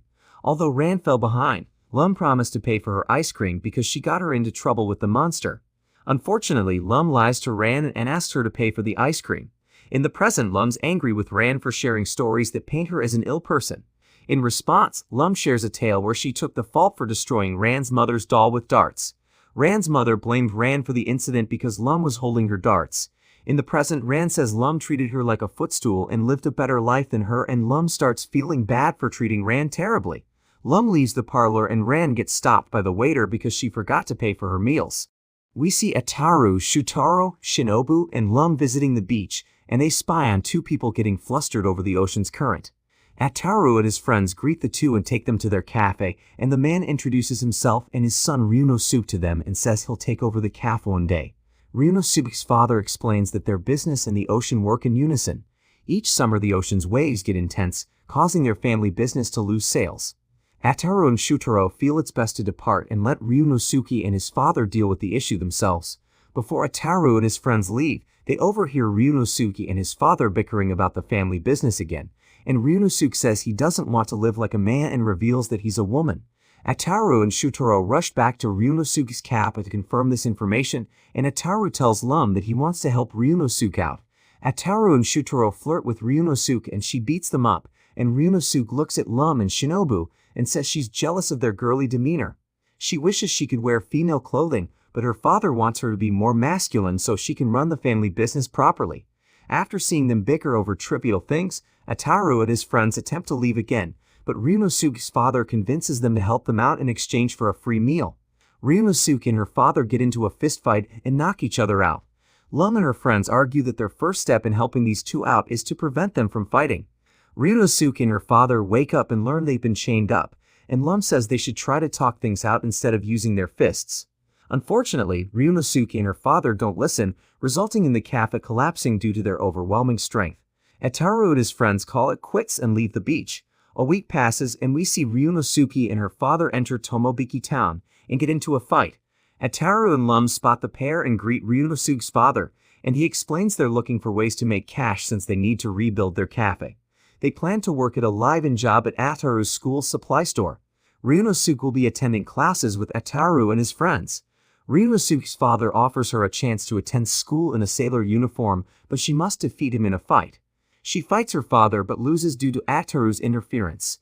Ataru's teacher introduces Ryunosuke to the class, and she's wearing a boy's uniform, and the girls mistake her for a male. Shutaro grows concerned as he now has competition. Shutaro, Ataru, and two other boys meet up and plot to put Ryunosuke in a sailor uniform. Ataru and the boys meet Ryunosuke's father, batter him, and retrieve a sailor uniform. Ryunosuke discusses his livelihood with some female classmates and wishes she could wear a sailor uniform like them. Ataru and his friends present Ryunosuke with a sailor uniform. Although she's grateful for their offer, she wants to defeat her father in the fight before wearing it. Ran arrives and catches Ryunosuke's attention. She represents the girls she idolized as a kid. When Ran leaves, Ryunosuke asks Lum how she can get in touch with Ran. Ryunosuke slips a letter toward Ran, who thinks it's a love letter from her. Ran plans to meet Ryunosuke and wonders how she should approach her. Lum tells Ran that Ryunosuke's a girl, angering Ran because she thinks Lum's trying to make a fool out of her. Ran approaches Ryunosuke and says she'd like to go out with her, angering Ataru. At the school gate, Ryunosuke hopes she can learn how to become someone like Ran and make a sailor uniform look good. Ran arrives. Ryunosuke asks her if she teaches her everything she needs to know about women. Ran laughs. She still believes Ryunosuke's a boy and is acting perverted toward her. They head to a cafe to have parfaits. Ryunosuke tries mimicking Ran's posture while eating the dessert, but Ataru butts in. Ran notices Lum, and they head into the restroom to discuss things. Ran believes Lum has feelings for Ryunosuke, but Lum assures her she's only here because Ataru wants to spy on Ryunosuke. Ryunosuke and Ran go on a boating trip, but that gets ruined by Ataru. Afterward, Ran confronts Lum about her annoyance with her. Ryunosuke looks at them from afar and feels she has more things to learn, and Ryunosuke vows to become womanlike so she can wear a sailor uniform. Ryunosuke plans to purchase herself a bra with the money she saved. Meanwhile, three men start taking photos of Shinobu as she's walking down a pathway alone, and she notices them, flees, and bumps into Ryunosuke. She asks Ryunosuke to stay with her for a while. She notices Ryunosuke is feeling down and explains that she couldn't afford a bra because it cost about 1,000 plus yen. Shinobu comforts her and says she could try saving up 100 more yen to purchase one at a bargain bin. The men following Shinobu reveal themselves as high schoolers from Butsumetsu High, and they tell Shinobu that their boss is interested in going out with her. Shinobu declines their boss's offer, upsetting them, and they tell Shinobu that their boss is persistent about dating her, and Shinobu warms up to date their boss, but she leaves after seeing what their boss looks like in a photograph. At their boss's hideout, he preaches about his love for Shinobu, and his minions plan to snap photos of Shinobu with her boyfriend, hoping their boss will let his feelings go.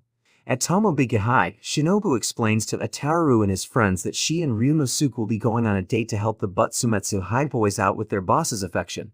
Ryunosuke meets with the boys who promise to give her 5,000 yen in exchange for those photos, and the men ask Ryunosuke and Shinobu to strike several poses that make them look like a romantic couple. Ryunosuke starts getting carried away and gets slapped by Shinobu.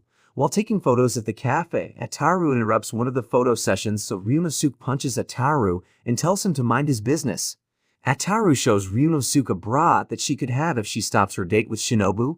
Lum electrocutes Ataru for trying to intermingle with her, allowing the Butsumetsu boys, Shinobu, and Ryunosuke to flee. They try taking photos near a water fountain, but Ataru finds them.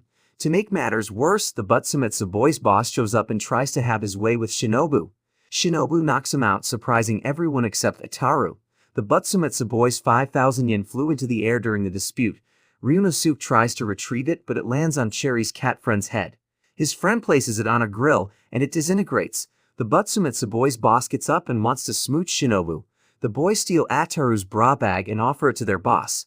Ataru and Ryunosuke attempt to swipe it back, but the Butsumetsu boys' boss eats it, and Ataru's mother reveals that it was hers. An anthropomorphic star crashes into Ataru's home as he and his family and Lum eat, and the star, deemed the wishing star, says he's come to grant them 3 wishes due to them being poor. Ataru's parents pay the wish no mind as they're furious about the wishing star's rudeness. Feeling terrible about what he caused, the wishing star hands Ataru's father a star sticker on him to write his wish, and he wishes for the house to be turned to normal, and the wishing star grants it. After seeing his magic, Ataru's family welcomes him with open arms. While everyone bickers over the second wish, Cherry uses it for food. The wishing star says he can't accept cancellations and they only have 1 more left. Ataru tries taking the wishing star to his room, but his mother catches him in his cunning act.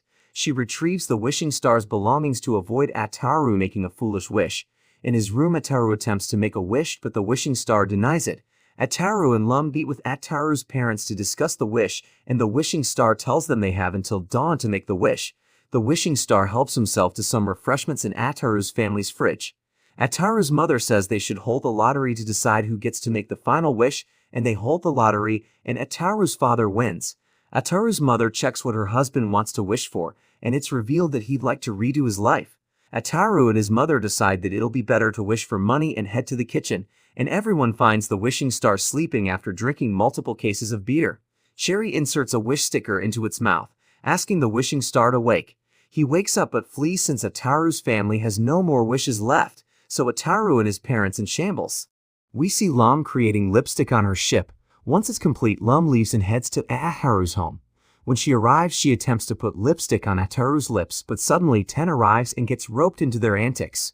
Lum marks Ten with lipstick and accidentally kisses him, and Ataru realizes Lum's lipstick has a type of magnetic pull. Ataru grabs Lum's lipstick and throws it. Lum and Ten head after the lipstick, but Ataru reveals he has the lipstick.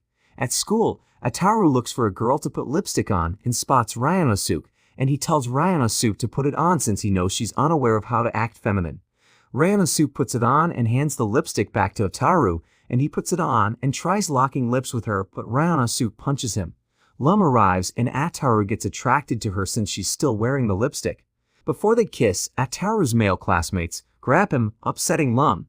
Eventually, everyone discovers the lipstick's power, and Ataru's female classmates grab it and try putting it on Shutaro. Shutaro refuses but warms up to the idea since it'll help him get close to Lum. After Shutaro puts the lipstick on, chaos ensues, leading to Shutaro and Ataru kissing each other, the students, teachers, and Ten getting pulled to each other and tries to run. Ataru's classmates deciding to play Yamane for next week's recreational activity. Lum asks what it's about, and Ataru explains it to her. It's Russian roulette where everyone throws random items into a hot pot and then eats it in the dark, and Lum questions the game's validity, but Ataru says not knowing what it tastes like is the thrill of the game. At Ataru's, Lum makes some strange alien food and tries feeding it to Ataru. After some cat and mouse chase segments, she gets him to eat her food. It causes his lips to swell up, infuriating Ataru. At night, Ataru asks Lum what her least favorite food is, and he wants to know so he can get even with her. Lum tells him she hates Chompomp and points toward the planet that carries it. The next day, Ten says he'd get Ataru the Chompomp, but it'll take him 10 days. Ataru settles on getting Lum to eat weird earthly concoctions in hopes that it will cause her pain. Ataru takes Lum to different eateries to see if she finds anything disgusting. Surprisingly, nothing affects Lum. He asks Lum about her taste in Earth food, and she says everything on Earth has mild flavoring and doesn't know what it tastes like. Two men order some gyoza, and this causes Lum to flee because of its horrid smell, and Ataru examines the dish and wonders if Lum doesn't like the smell of garlic, and he eats the customer's dishes and departs. After testing out his horrid breath on a few women, Ataru arrives home and tries engulfing Lum with his garlic breath. Lum retaliates by spraying air freshener. At night, Ataru finds some leftover gyoza in the fridge and plans to put it in the Yamane pot for tomorrow's event. At school, everyone starts putting their ingredients into the pot. Ten arrives at the school with the chonkot because he ran into a vegetable salesman who sold it to him. The lights turn off and everyone starts eating. Ataru's teacher arrives after getting a whiff of the classroom. Ataru, Shinobu, and Lum are left unfazed while the others are knocked out from the food they've eaten. Ataru ends up grabbing the Chonkampo, which turns into a carnivorous plant. We see Shutaro, Ataru, Lum, Shinobu, Ryanosuke, and others arriving at his family's mansion, and he introduces them to his family's octopus habitat and explains that they represent the family's symbol of happiness. Ataru isn't impressed, so Shutaro takes him and the others to his family's freezer room to meet the Arctic octopuses, his family's greatest treasure. The Arctic octopus jumps out of the water, but Ataru and his male classmates aren't impressed. Shutaro and Ataru get into an argument after Ataru insults Matsuchio. Matsuchio runs away during their banter, and Shutaro calls for a hunt. Ataru and his friends aren't interested in helping until Shutaro says he grant them anything they want if they assist him. Therefore, they all head to the jumbo room to look for Matsuchio, but suddenly animals start attacking everyone but Shutaro. Lum electrocutes the animals to scare them off, while Shutaro apologizes for not telling them about the creatures, but a creature grabs Ataru's friend Kosuke and drags him into its habitat. Ataru and the others split up to find him. Lum and her group find Kosuke get ambushed by the creature. Meanwhile, Ataru and his group plan to find a fake Matsuchiyo in the jungle to give to Shutaro, and they grab a few monkeys and hear Shinobu screaming. They head to an open area of the jungle and see Matsuchiyo holding Lum, Shinobu, and Ryanosuke hostage. Ataru and the others are shocked that Matsuchiyo is bigger than normal. Shutaro arrives and explains that Matsuchiyo's kind grows larger when exposed to high temperatures. Ataru and his friends rush Matsuchiyo with wooden mallets but get caught. Matsuchiyo starts getting touchy with the girls, so Lum bites and electrocutes him. Matsuchiyo lets everyone go and Shutaro approaches him with open arms, while Shutaro gets crushed by Matsuchiyo's grasp. Ataru eats his lunch in class, and Ten shows up and nags Ataru about his food. Ataru feeds him a pickled plum from his dish, and Ten starts feeling strange as Shinobu realizes Ataru fed him something with beer ingredients. Ataru asks his friend to hand him his food to prove he didn't feed Ten booze. He lets Lum try pickled plum, and she undergoes a drunken tangent, and she demands all the boys to give her some pickled plums. She eats them into parts. Shutaro and a few boys look for Lum, while Ataru looks for Ten. Shutaro finds Lum and tells her that Ataru's looking for Ten, upsetting her, and Onsen Mark, Ataru's homeroom teacher, stumbles upon Lum, Shutaro, and the others and sees her acting drunk. He tells Shutaro and the others that he'll be searching through their belongings to see who brought alcohol on campus. Shutaro and Onsen Mark get into an argument. He tells Onsen Mark if he finds any booze in their belongings, they'll dance at school naked. Ataru and his friends stumble upon Ten, who lets out a giant flame, and Sakura finds them lying around and Ten notices her. Ataru and his friends protect Sakura from Ten's flames. Shiri arrives at the school with booze and Sakura drinks it. Ataru flirts with Sakura, upsetting Lum. She electrocutes Ataru and leaves with Cherry's booze. At the same time, Onsen Mark looks through the boys' desks and doesn't find anything. However, Lum flies into the same classroom with the booze, proving Onsen Mark's theory, and pure chaos erupts in the classroom from Lum shocking Ataru to some males trying to get Shutaro unclothed. We see three space girls plotting to attack Benton, Lum, and Oyukai. Benton flying over a planet and spotting someone's unconscious body, and a strange toxin fills the air and knocks her out. Meanwhile, Oyuka tells Lum that Benton's missing. Lum heads to Ataru's place and ponders about Benton's situation, but suddenly she spots Benton in his home. Benton tells Lum that she lost her chain and is hunting for it. Benton and Lum head to Oyuki's home to discuss the situation further, and Benton explains her circumstances surrounding the pink mushroom forest and the woman she found unconscious. This happened a week ago, and she recalls waking up to the woman having disappeared alongside her chain, but before Benton embarks on a hunt to find the woman and her chain, Oyuki presents her with a package from an unknown sender. It contains a videotape, and Lum, Oyukai, and Benton watch it. In the tape, three girls named Ginger, Sugar, and Pepper introduce themselves to our trio. They're known as the three rowdy punksters from Planet Middle School. Their mission is to become as hardcore, if not more so, than Lum and her friends. In a flashback, we see how rowdy Lum, Oyukai, and Benton were during their school days. Sugar reveals she has Benton's chain in her possession, and they challenge Lum, Oyukai, and Benton to a duel to see who is the real rowdiest punkster of all time. Benton breaks Oyuki's television and flees Oyuki's homeworld to search for these troublemakers. Oyukai and Lum follow her. Meanwhile, Sugar, Ginger, and Pepper discuss their worries about challenging Lum, Oyukai, and Benton. The former plan to rely on their supercomputer called the Salt to claim victory. At the same time, Oyukai and Lum catch up with Benton, but she doesn't want them to get involved. Oyuki shares some kind remarks with Benton, who always took Oyuki as cold-hearted, but she retracts her statement when Oyuki gives her an invoice to pay for the damages to her television. Lum tells Benton she forgot to take the map to Sugar and her friend's duel spot, came with the videotape. Benton and her friends meet Sugar and her pals in a cafe on Earth. Benton and her friends question Sugar and her allies' weird behavior. Suddenly, Sugar and her allies leave the cafe with Benton's chain. Benton and her friends chase after them in Tomobiki Town. Lum electrocutes a tree to stop Sugar and her friends in their tracks. Ginger and Pepper abandon Sugar with Benton's chain. Sugar tries using her invisibility powers to fight Benton, but Lum bonks her on the head with a mallet, and a wild chase sequence between both groups ensues, and we see Pepper and Ginger's powers in action. The former can shed her skin like a snake, while the latter can pretend to be dead. Lum chases Pepper into a construction zone and electrocutes her while holding the chain. The chain breaks, shocking Lum. Pepper, Sugar, and Ginger hide behind pipes while Benton and Oyuki confront Lum about Benton's chain. Oyuki tells Benton that she should forget about the chain. Benton refuses, making Oyuki wonder if Benton got it from someone special to her. Benton tells Oyevgip it's not the case as Salt number 1 arrives.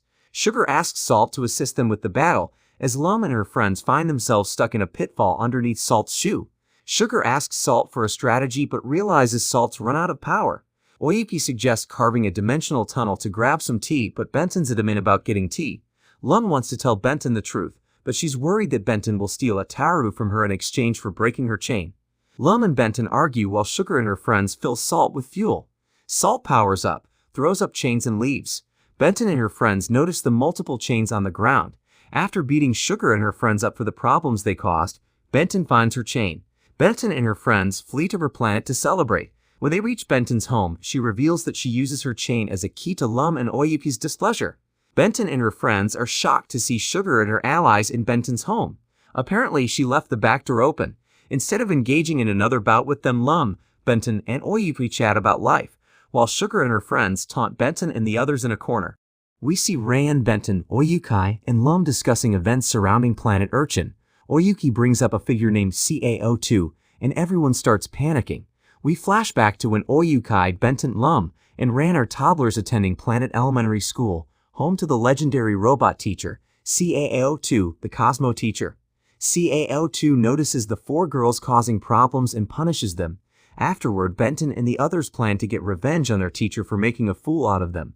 They place a 500 pounds weight above the entrance and wait for it to land on CaO2's head when he enters the classroom.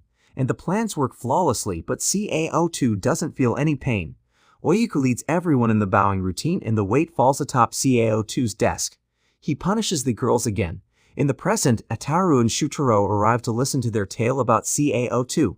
Lum and the others continue sharing more narratives regarding them trying to destroy or cause CaO2 pain. After firing a missile at him, CaO2 chases Benton, Lum, and the others off the school grounds and toward Planet Urchin. After maneuvering through its many spikes, CaO2 gets trapped on the planet, so Benton and the others leave him there. In the present, the girls, Ataru and Shutaro, wonder if CaO2 will head to Earth for revenge, and it turns out their hunches were correct as he comes crashing into the restaurant they're chatting at to seek vengeance, and CaO2 punishing Lum, Benton, and Ran before leaving Earth. In the next scene we see Shutaro family mansion. Ryoko shows Shutaro that he made a voodoo doll of him, and Ryoko starts torturing Shutaro with it because she's drawn by what it can do, but Ryoko entrusts her men to give Shutaro's voodoo doll to Ataru. They don't share what it's for, but Ataru accepts and Shutaro fears for his life at school, while Ansemark shares a story with a premise similar to Ranma 1/2. Throughout the day, Ataru makes contact with the doll unknowingly. Shutaro suffers as a result. During class, Shutaro figures out that Ataru has his voodoo doll. He has a hunch Ataru doesn't know about its capabilities and plans to steal it from him. After protecting Ataru from harm's way many times, Shutaro asks Ataru for the straw doll, and Ataru refuses to hand it to him because it was a gift from Ryoko. One of Ryoko's men arrives and tells Ataru what the doll can do. He starts hammering away at the doll to make Shutaro feel pain. At the mansion, Shutaro starts working on a voodoo doll for Ataru to make him pay, while Shutaro and Ataru get into a voodoo battle. We see Ten selling his lollipop for a magic bottle to a salesman on a strange planet, and heads back to Ataru's place to mess with the bottle.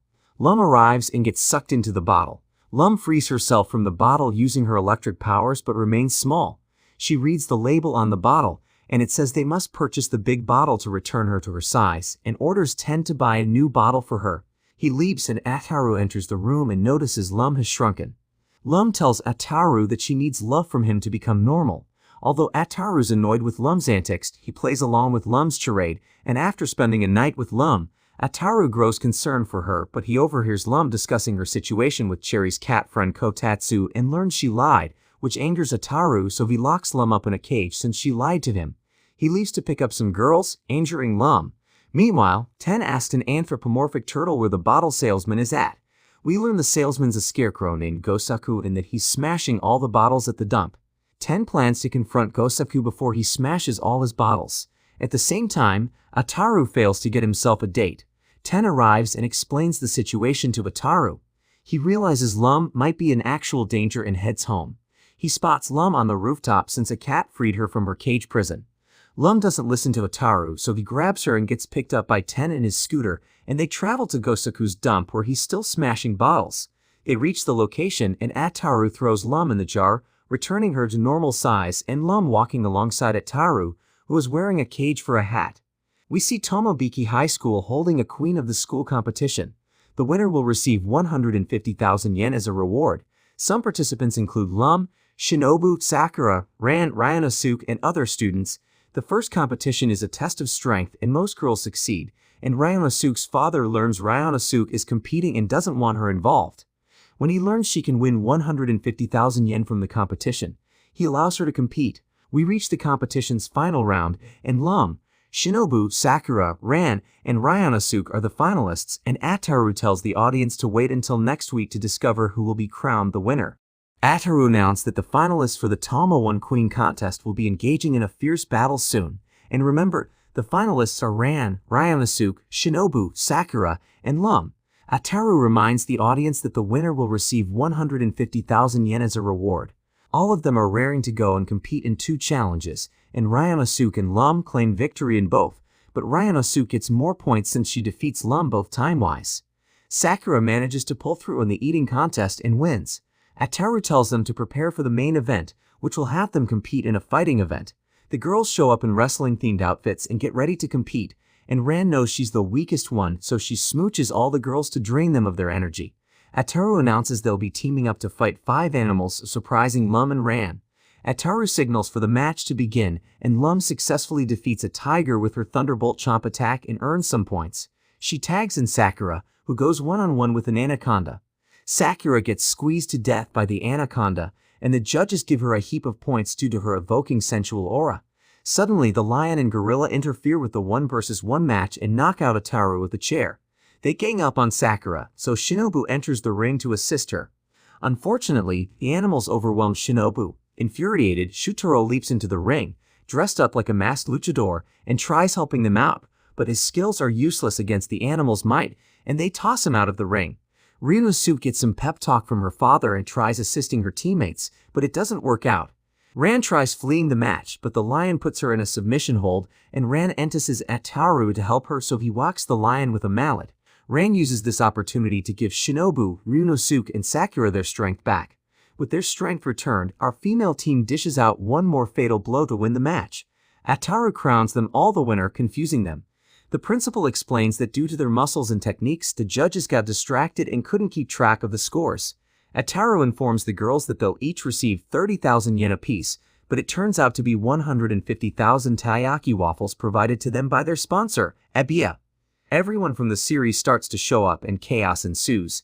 Afterward, Ataru flaunts the cash he earned from kickbacks. Lum grabs the cash from Ataru.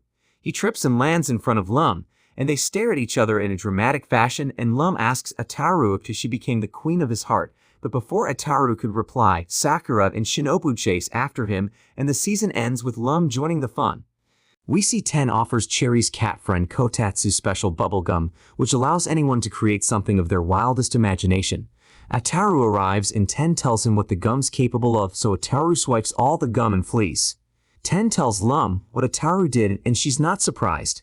At school, Ataru uses Ten's gum to create copies of Benten and Oyukai, and he tries enticing them to come to him, but they refuse.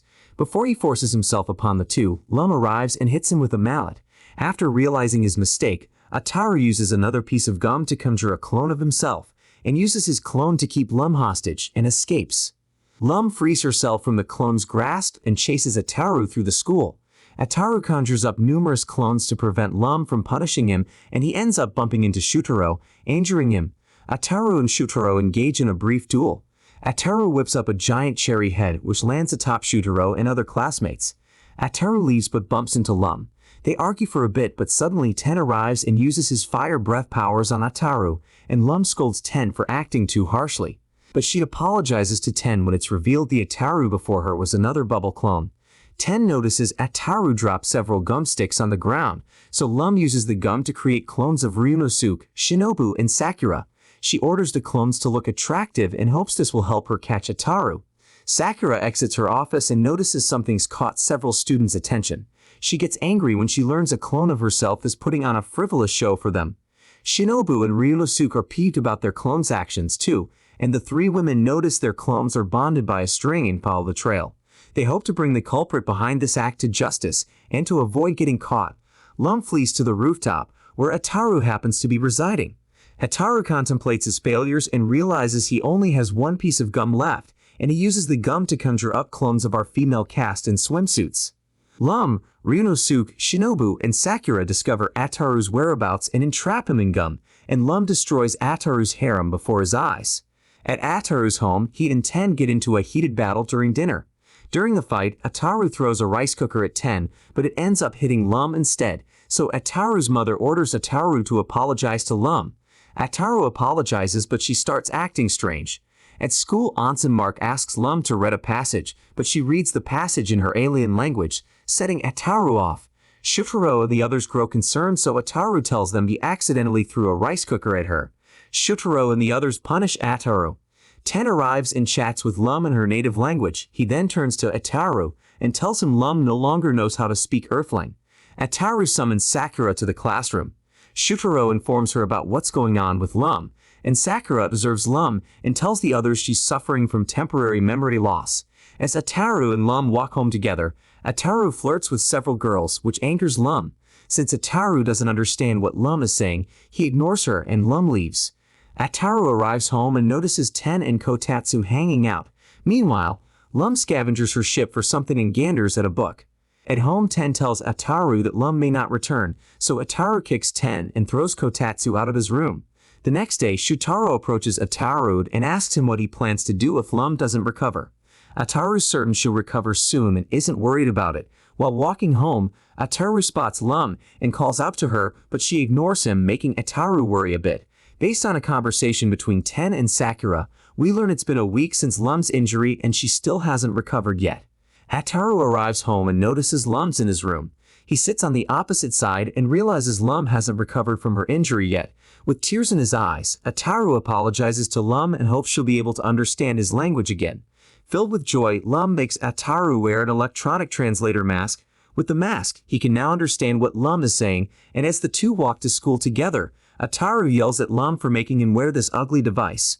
Ryunosuke leaves a bathhouse and discovers Ten hanging from a tree. He drops Ten off at Ataru's home, and Lum thanks Ryunosuke for her actions by letting Ryunosuke eat dinner with her, Ataru, and Ataru's parents. Ryunosuke compliments Ataru's mother's cooking, filling Ataru's mother with glee. After eating, Ryunosuke returns home and asks her father for intel regarding her mother. Ryunosuke's father refuses at first, but Ryunosuke's violent outburst convinces him to spill the beans. Instead of relaying a tale about Ryunosuke's mother, he shares a story about his first crush, which infuriates Ryunosuke, and her father shares another false narrative with her and suggests she think of him as her mother, which angers her further. Ryunosuke violently hurls her father into a wall and leaves home disappointed. Ryunosuke bumps into Ataru, Lum, and Ataru's mother and rushes over to Ataru's mother's arms to let out steam. She, Ataru, and Lum visit a park and Ryunosuke informs them that she's upset she doesn't know much about her mother, but before she recalls a memory she had with her mother, Ryunosuke's father arrives. Ryunosuke's father says he misses his wife and that wallowing in sadness won't bring her back. Ryunosuke apologizes and Lum and Ataru are shocked that they resolved their issues swiftly. A few days later, Ryunosuke watches a news report and learns that her father lied about his wife passing away, and we learn that his wife dumped Ryunosuke's father. Ryunosuke wakes up from a nightmare and glances at her father. She's still upset that he lied to her about her mother and wants to punish him for it, and Ryunosuke stops herself when her father starts weeping over Masako leaving him. Her father wakes up and thinks of Ryunosuke's Masako, which causes a funny chase sequence to ensue. Ryunosuke throws a case at her father, helping him properly wake up, and the two discuss matters for the remainder of the night. At school, Ryunosuke tells Shutaro and the others about what happened between her and her father. Ataru tells Ryunosuke she may resemble her mother. Lum says Ryunosuke's father may have a family album stashed away somewhere. This entices them to visit Ryunosuke's father's shop at the school to look for it. Ryunosuke notices her father's looking through the album and swipes it from him. Ryunosuke looks inside and realizes this album only contains photos of her father during his youth, and she confronts her dad about it and he shows her an album that contains photos of him and Masako. He warns Ryunosuke that she'll regret looking at the photos. Ryunosuke thinks otherwise and ganders at the photos inside. While all seems well, Ryunosuke notices her father's been with multiple women and asks him which one is her mother. Her father confesses that his wife was never around, so he had female customers play with Ryunosuke to give her that mother-daughter experience. These constant antics resulted in Ryunosuke's father forgetting Ryunosuke's mother's identity, and Ryunosuke decides to abandon her father and stay with Ataru and his folks for the time being. Ryunosuke's father appears on a new show again and begs Ryunosuke to come home. In the next scene, we see a new character watching a soap opera in his home. We then cut to Lum, who is waiting for Ataru to arrive for their date today. Ataru hits on several girls but remembers he has a date with Lum, and he notices a blonde-haired girl nearby and asks her on a date, and she accepts Ataru's offer, which shocks him. The two visit a cafe and the girl's taking a long time ordering something, and Ataru notices Kosuke nearby and has him substitute for him so he can see Lum. At the park, Lum contemplates what Ataru's doing. The male from earlier arrives and greets Lum, and she finds his affection toward her creepy and tries electrocuting him. Lum's powers prove ineffective, resulting in her destroying her outfit. The boy latches onto Lum and Ataru arrives and notices everything. Ataru tries to depart but Lum stops and electrocutes him. She's curious why her powers worked on Ataru but not on the unnamed male. The boy starts rubbing on Lum, which angers Ataru. Lum notices Ataru's reaction and smiles. However, Ataru takes it back, upsetting Lum. To make Ataru jealous, Lum plans to spend quality time with this boy, but before Lum and the boy depart, Ataru unloads his frustrations with this scenario onto them, which shocks them. At the boy's home, he introduces Lum to his grandfather, who he feels is the actor on TV. Then he makes and gives Lum vegetable juice and introduces her to his animal companions. Later, Lum tries leaving but the boy refuses to let Lum leave, and Lum stays because she wants Ataru to worry about her. At home, Ataru ponders his situation with Lum and the boy. At school, Ataru knows Lum's using the boy to draw attention to herself. Ten arrives and asks Ataru about Lum's whereabouts.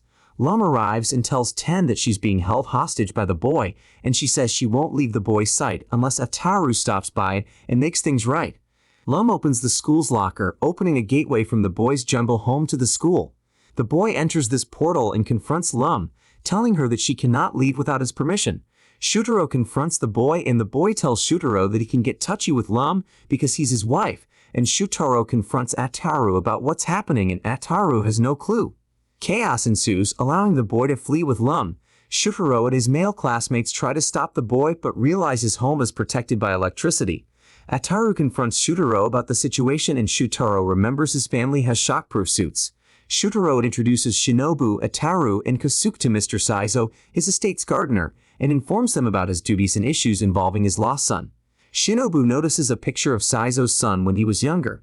Then the TV in Saizo's workplace shows our crew what's currently happening between Lum and the boy, and the footage depicts Lum in trouble, and this hurts Ataru. At the boy's home, it's revealed Lum set this scenario up. After we see the two scuffle for a bit, we cut to Ataru and his friends. With the shockproof suits on, the four travel through the electric jungle, hoping to discover where the boy's hiding Lum. The boy and Lum observe Ataru and the others on television. The boy leaves home to stop Ataru and the others. The boy uses traps to entice Ataru and his friends to flee. Ataru and his friends endure the traps, and Ataru calls the boy out for his cowardly antics. We continue observing the battle between the boy, Ataru, and Ataru's comrades, and Lum loves what she sees, but when she notices Ataru might be in trouble, she tries lending a hand. Unfortunately, this backfires on Lum since she winds up knocking Ataru out with her electric powers. The boy takes Lum away and she desperately calls out to Ataru. At the boy's home, Lum throws things at the boy and says she'd rather die than marry him. This hurts the boy's soul, and Lum tries apologizing to him. The boy doesn't accept Lum's apology and ties her up. Ataru and his friends find an abandoned building and seek refuge in it. They ponder what the boy plans to do with Lum. Shinobu finds a photo of Saizo and Shingo. After Shutaro shares more insight about Saizo's experiment debacle, Shinobu questions if the boy who took Lum is Shingo. Then our heroes notice an animal stampede nearby, and they learn they're heading for the boy and Lum's wedding ceremony. Our squad bumps into the boy and Lum and saves her from his grasp. The boy's television breaks in the process, causing him to cry because he feels his grandfather perished, and Shinobu reassures him that the TV actor isn't his grandfather. Shutaro and the others take the boy to Saizo, and we learn the boy is Shingo, but the boy notices the same actor on Saizo's TV and rushes to it instead of Saizo, and Saizo rushes into Shutaro's arms because he still thinks he's Shingo, and Lum thanks Ataru for worrying about her. Kurama complains to her birds that she needs a husband, and one of her birds tells her that they've been using a computer from planet Kurama to help her find one. The birds use the machine and inform Kurama they found her a husband. Kurama looks at the boy and orders her birds to bring him to her immediately. Elsewhere, Ran and Ri spend time together. Suddenly, Kurama's ship arrives and forces Ran and Ri on board. Kurama greets Ri and says she wants to have him, which angers Ran, and she tells Kurama she's not going to let that happen, but Kurama ejects her from her ship because she's ruining her moment with Ri. Ran falls on top of Lum and the two discuss what happened between Ran, Ri, and Kurama. When Lum learns Kurama's involved, she refuses to help Ran and tells Lum that if things go south, she plans to have her and Ri commit suicide. Additionally, she plans to haunt Lum's nightmares, injecting her with awful childhood memories. Fortunately for Ran, this persuades Lum to help her. Meanwhile, Kurama tells her birds to make more food for her and Ri. One of them leaves to grab some groceries and winds up picking up Ataru too. The bird tells Ataru that Kurama plans to have a hubby, upsetting Ataru. On Kurama's ship, Kurama orders her birds to make more food, but they tell her they're waiting for the ingredients. Ran and Lum arrive, and when Ri sees Lum, he swiftly transforms into his pig-ox form, making the birds panic for a bit.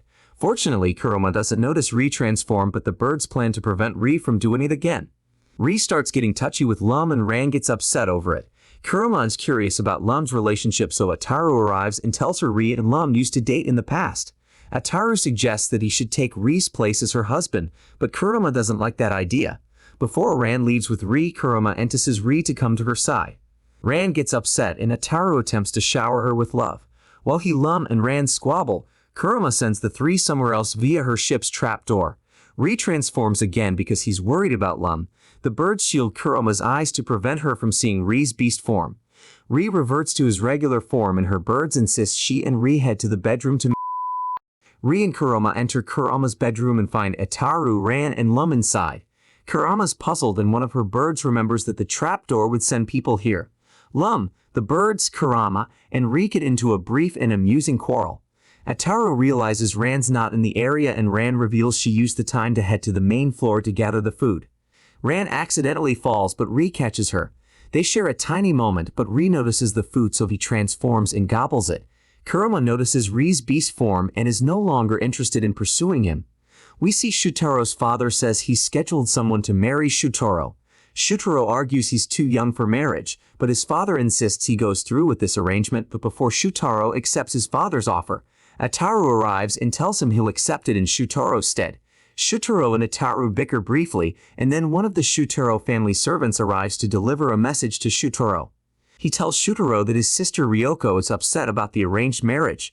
Shutoro says he's not willing to back out since he doesn't want to bring shame to his family's name. However, he's taken aback by this marriage when his father tells him he'll be marrying Tobimoro's little sister. A servant tells Ryoko about this development and she's shaken by this news too. Shutoro shares his concerns about this arranged marriage with his father. However, his father doesn't think it's a terrible idea. Ataru intervenes in the conversation again, resulting in another clash between him and Shutoro. Ryoko arrives and offers to marry Tobimuro, and her father thinks it's a brilliant resolution, unlike Ataru and Shutoro. Shutoro tells Ryoko he won't allow that to happen, and says he'll accept the marriage offer. Shutoro travels to the Mizunokoji family estate to speak with Tobimuro. Tobimuro reveals he doesn't have a sister. He and Shutoro argue about it briefly. Ataru shoves them into a nearby river and tells them to pike down. They spot several women carrying one of Shutoro's spies and eavesdrop on their conversation about Tobimuro's younger sister. Tobimuro can't believe his family would hide his sister's identity from them and yells. This catches one of the female guards' attention, but thankfully Shutoro, Ataru, and Tobimuro avoid detection. Tobimuro's sister arrives and chats with these women. Tobimuro's sister and her guards head to the estate's track field.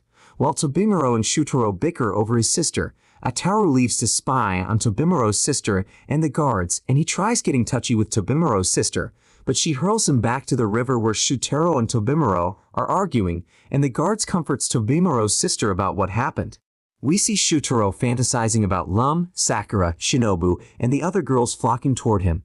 Then a large version of Tobimuro's sister arrives, and this wakes Shutoro up. Shutoro slightly terrified about marrying Tobimuro's sister, but to maintain his family's good name, Shutoro doesn't plan to back down from this marriage proposal. Later, several of Shutoro's family servants help Shutoro prepare for his casual meeting with Tobimuro's sister, but someone tells Shutoro that they're preparing him for an engagement ceremony, resulting in Shutoro trying to back out of the ordeal, but before they grab Shutoro, Lum arrives with Shinobu and Ataru at her side. Lum electrocutes Shutero's servants. Shinobu tells Shutaro Ataru to inform them about the situation and entices him to jump inside her carrying basket so she can hide him. Shinobu flees with Shutaro and Ataru disguises himself as Shutaro. He and Lum confront Shutaro's father, but Shutaro's father realizes what he's up to and ties Ataru up. Additionally, one of Shutaro's father's men informs Shutaro's father that they've retrieved Shutaro from Shinobu. Shutaro's father throws Shinobu, Ataru, and Lum out of their estate. Ataru tells Lum and the others he plans to crash the ceremony. Elsewhere, Tobimura's sister's female guards try to prep his sister for her first meeting with Shutaro. They lecture her about men briefly and try to remove her armor. Tobimura's sister refuses and starts panicking. Her guards realize she's still shaken up because of Ataru's actions. One of them confronts Tobimura's sister and tells her that she'll get to see her brother soon. They briefly explain what a brother is to Tobimura's sister. Then we cut to Shutaro and his family arriving at Tobimura's family's estate. Everyone heads inside and Shutaro's father asks Tobimura's father where Tobimura's sister's at. Before Tobimura's sister Asuka shows herself, Shutaro is hopeful her armor appearance will make his father reconsider the marriage ceremony. Despite being trapped in a cage while wearing armor, Shutaro's father is not willing to have Shutaro back out of the ceremony. To make matters worse, Ataru arrives in a female disguise, causing Asuka to break out of the cage and flee. A wild chase and battle sequence ensues at the estate, resulting in guns being fired. After Ataru grabs a hold of Asuka, Lum shocks both of them, and this immobilizes Ataru and shatters Asuka's armor. Asuka grabs a tree and uses it to catapult herself away from the estate. She ends up landing on Tobimura nearby, resulting in a funny skirmish between the two, in a flashback involving Tobimura and his family. This scene is set moments after Tobimura's mother gives birth to Asuka. Tobimura and his father want to see Asuka, but Tobimura's mother says she cannot interact with any men until she's 15. In the present, we see Shutaro's family, Tobimura's family, and Shinobu, Lum, and Ataru discussing Tobimura's family's ridiculous customs at the dinner table. Shinobu and Lum inform Shutaro that Asuka is a human girl, surprising Shutaro since he thought she was an armor humanoid figure. Meanwhile, Asuka notices Tobimura has eyes like hers. Tobimura wonders if she's his sister while Asuka believes Tobimura's a girl like her, and Tobimura tells Asuka he's a man, resulting in her grabbing and throwing him somewhere. Asuka visits her estate's riverbed and recalls her brother discussion with her guards, and she realizes that Tobimura could be her brother. Shutaro, Ataru, and the others arrive, startling Asuka. A hilarious chase sequence between Shutaro, Asuka, and Ataru ensues. Meanwhile, we see Tobimura contemplating Asuka while sitting in a tree. Asuka and the boys head Tobimura's way, but before the situation turns violent, Asuka's guards fire an elephant tranquilizer dart at her, silencing Asuka. Asuka awakens in the dining area and notices everyone's present from Ataru to Tobimura. Simultaneously, Asuka realizes she, Shutaro, and Ataru are chained up. Her mother confronts her about her fear of men and tells her to toughen through it. Asuka's mother tells Tobimura that they'll be leaving Asuka in his care. After leaving, Tobimura attempts to harm Shutaro because he doesn't want him to terrorize Asuka. Lum tells Tobimura to cut it out. The girls try to ease Asuka's worries about men, but this plan fails. Tobimura stands up for Asuka, causing her to blush. Shutaro's family's guards inform Ryoko about Shutaro's developments. Ryoko plans to crash the ceremony. At the same time, Shutaro and Ataru use their combined strength to break the wall that's bounding them. They attempt to confront Asuka, but Asuka panics and breaks the wall she's bound to. Asuka and her bound wall land on top of Tobimura. She breaks free, helps Tobimura out, and hides behind him. Ataru realizes Asuka's developed a special type of connection with Tobimura. He and Shutaro unload their grievances with this phenomenon with Tobimura. Asuka's stomach growls, so everyone takes a break from the topic for a while. After eating, Asuka rushes to Tobimura's side again. Ataru and Shutaro bring up marriage and Asuka questions what that entails. Afterward, Ryoko has her men place bombs everywhere, resulting in them exploding and damaging Tobimura's family's dining area. During this excursion, Ryoko checks on Shutaro while Lum and Shinobu inform Asuka about marriage. After another violence ensues, Shutaro's father and Tobimura's father decide to cancel Asuka and Shutaro's engagement plans.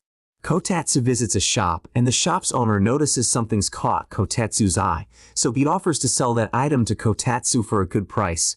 Kotatsu shows the owner a knife, and the owner interprets this gesture as Kotatsu wanting to cut a deal with him. At Ataru's home, Ataru and Lum bicker over a game they're playing. The two stop arguing and continue playing the game. Kotatsu is having problems with the magic table he got from the shop owner, and Kotatsu's fiasco ruins Lum and Ataru's game, resulting in the two arguing with each other again.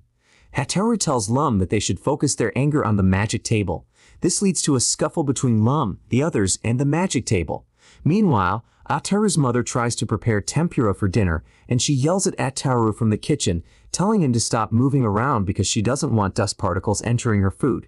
Sherry arrives and tells Ataru's mother that he'll protect her tempura from danger.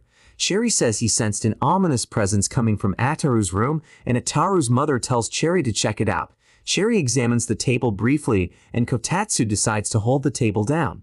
Ataru places a blanket on the table while Lum plugs its cord into an outlet. The table causes a blizzard to occur in Ataru's room and manages to get Kotatsu off of it, and Ten tells Kotatsu it might be best for him to ditch the table, but Kotatsu refuses because he doesn't want to hurt his pride. Lum analyzes the table and her and the others realize it has Shutoro's family's emblem on it, and Ataru summons Shutaro to his room amusingly, resulting in a scuffle between the two. Lum uses Cherry's horrid appearance to calm Shutaro down. Shutaro analyzes the table and confirms it's one of his family's precious treasures, and he says it's made from a rare South Pole tree species that despise heat. Shutaro encourages Kotatsu to show this table the joys of warmth and leaves. Later, Ataru and his family have dinner together. Before Ataru digs in, Kotatsu and his table enter the room and ruin his and his family's meal with their cat and mouse-like chase sequence. We receive a montage of this fiasco occurring over many days. One night, Kotatsu and his table appear on a random house's roof. Kotatsu drops the blanket and he and his table settle things. The next day, we see Kotatsu and Lum traversing Tomobiki town with the magic table, and Kotatsu turns his magic table into a magic sled. Ataru and Lum visit a pet shop and observe a cow. The owner tells Ataru to be careful around the cow, but Ataru ignores him. The cow starts nibbling on Ataru's hand, so Lum tries forcing Ataru's hand from the animal's mouth. The cow starts biting Lum, resulting in Lum electrocuting the cow with her powers. Lum and Ataru leave the shop. Lum heads to her spaceship and Ten notices the wound she received from the cow. Lum ensures Ten that she'll be okay. She and Ten watch several TV shows and fall asleep. While asleep, Lum has a nightmare that depicts her transforming into a horrid beast because of the cow's actions.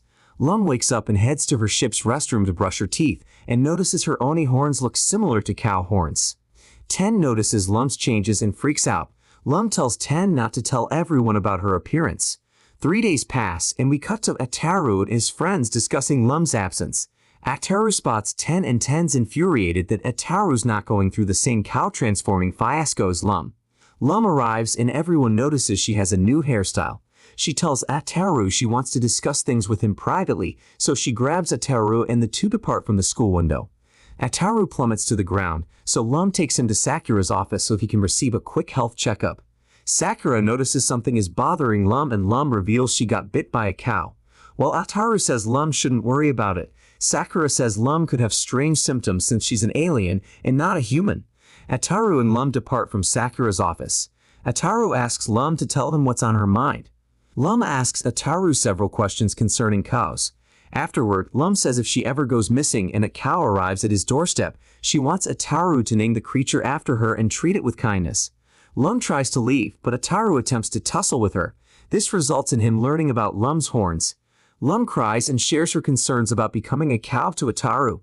Ataru says if that occurs, he promises to take care of Lum. The two hug it out and we cut to Ten conversing with Lum's father about her horns, and Lum's father tells Ten that Lum will be okay and her horns will eventually return to normal size. Ten returns to Ataru's home to inform Lum about what her father told him. At the same time, we see Ataru building a barn for Lum because he's unaware that she'll be okay. Although Lum feels bad for Ataru, the segment closes with her smiling because she's happy Ataru deeply cares about her. But that's it for this part. Let me know in the comment if you want the next part of this anime, and as always leave a like, subscribe to the channel, and I will see you all in the next video.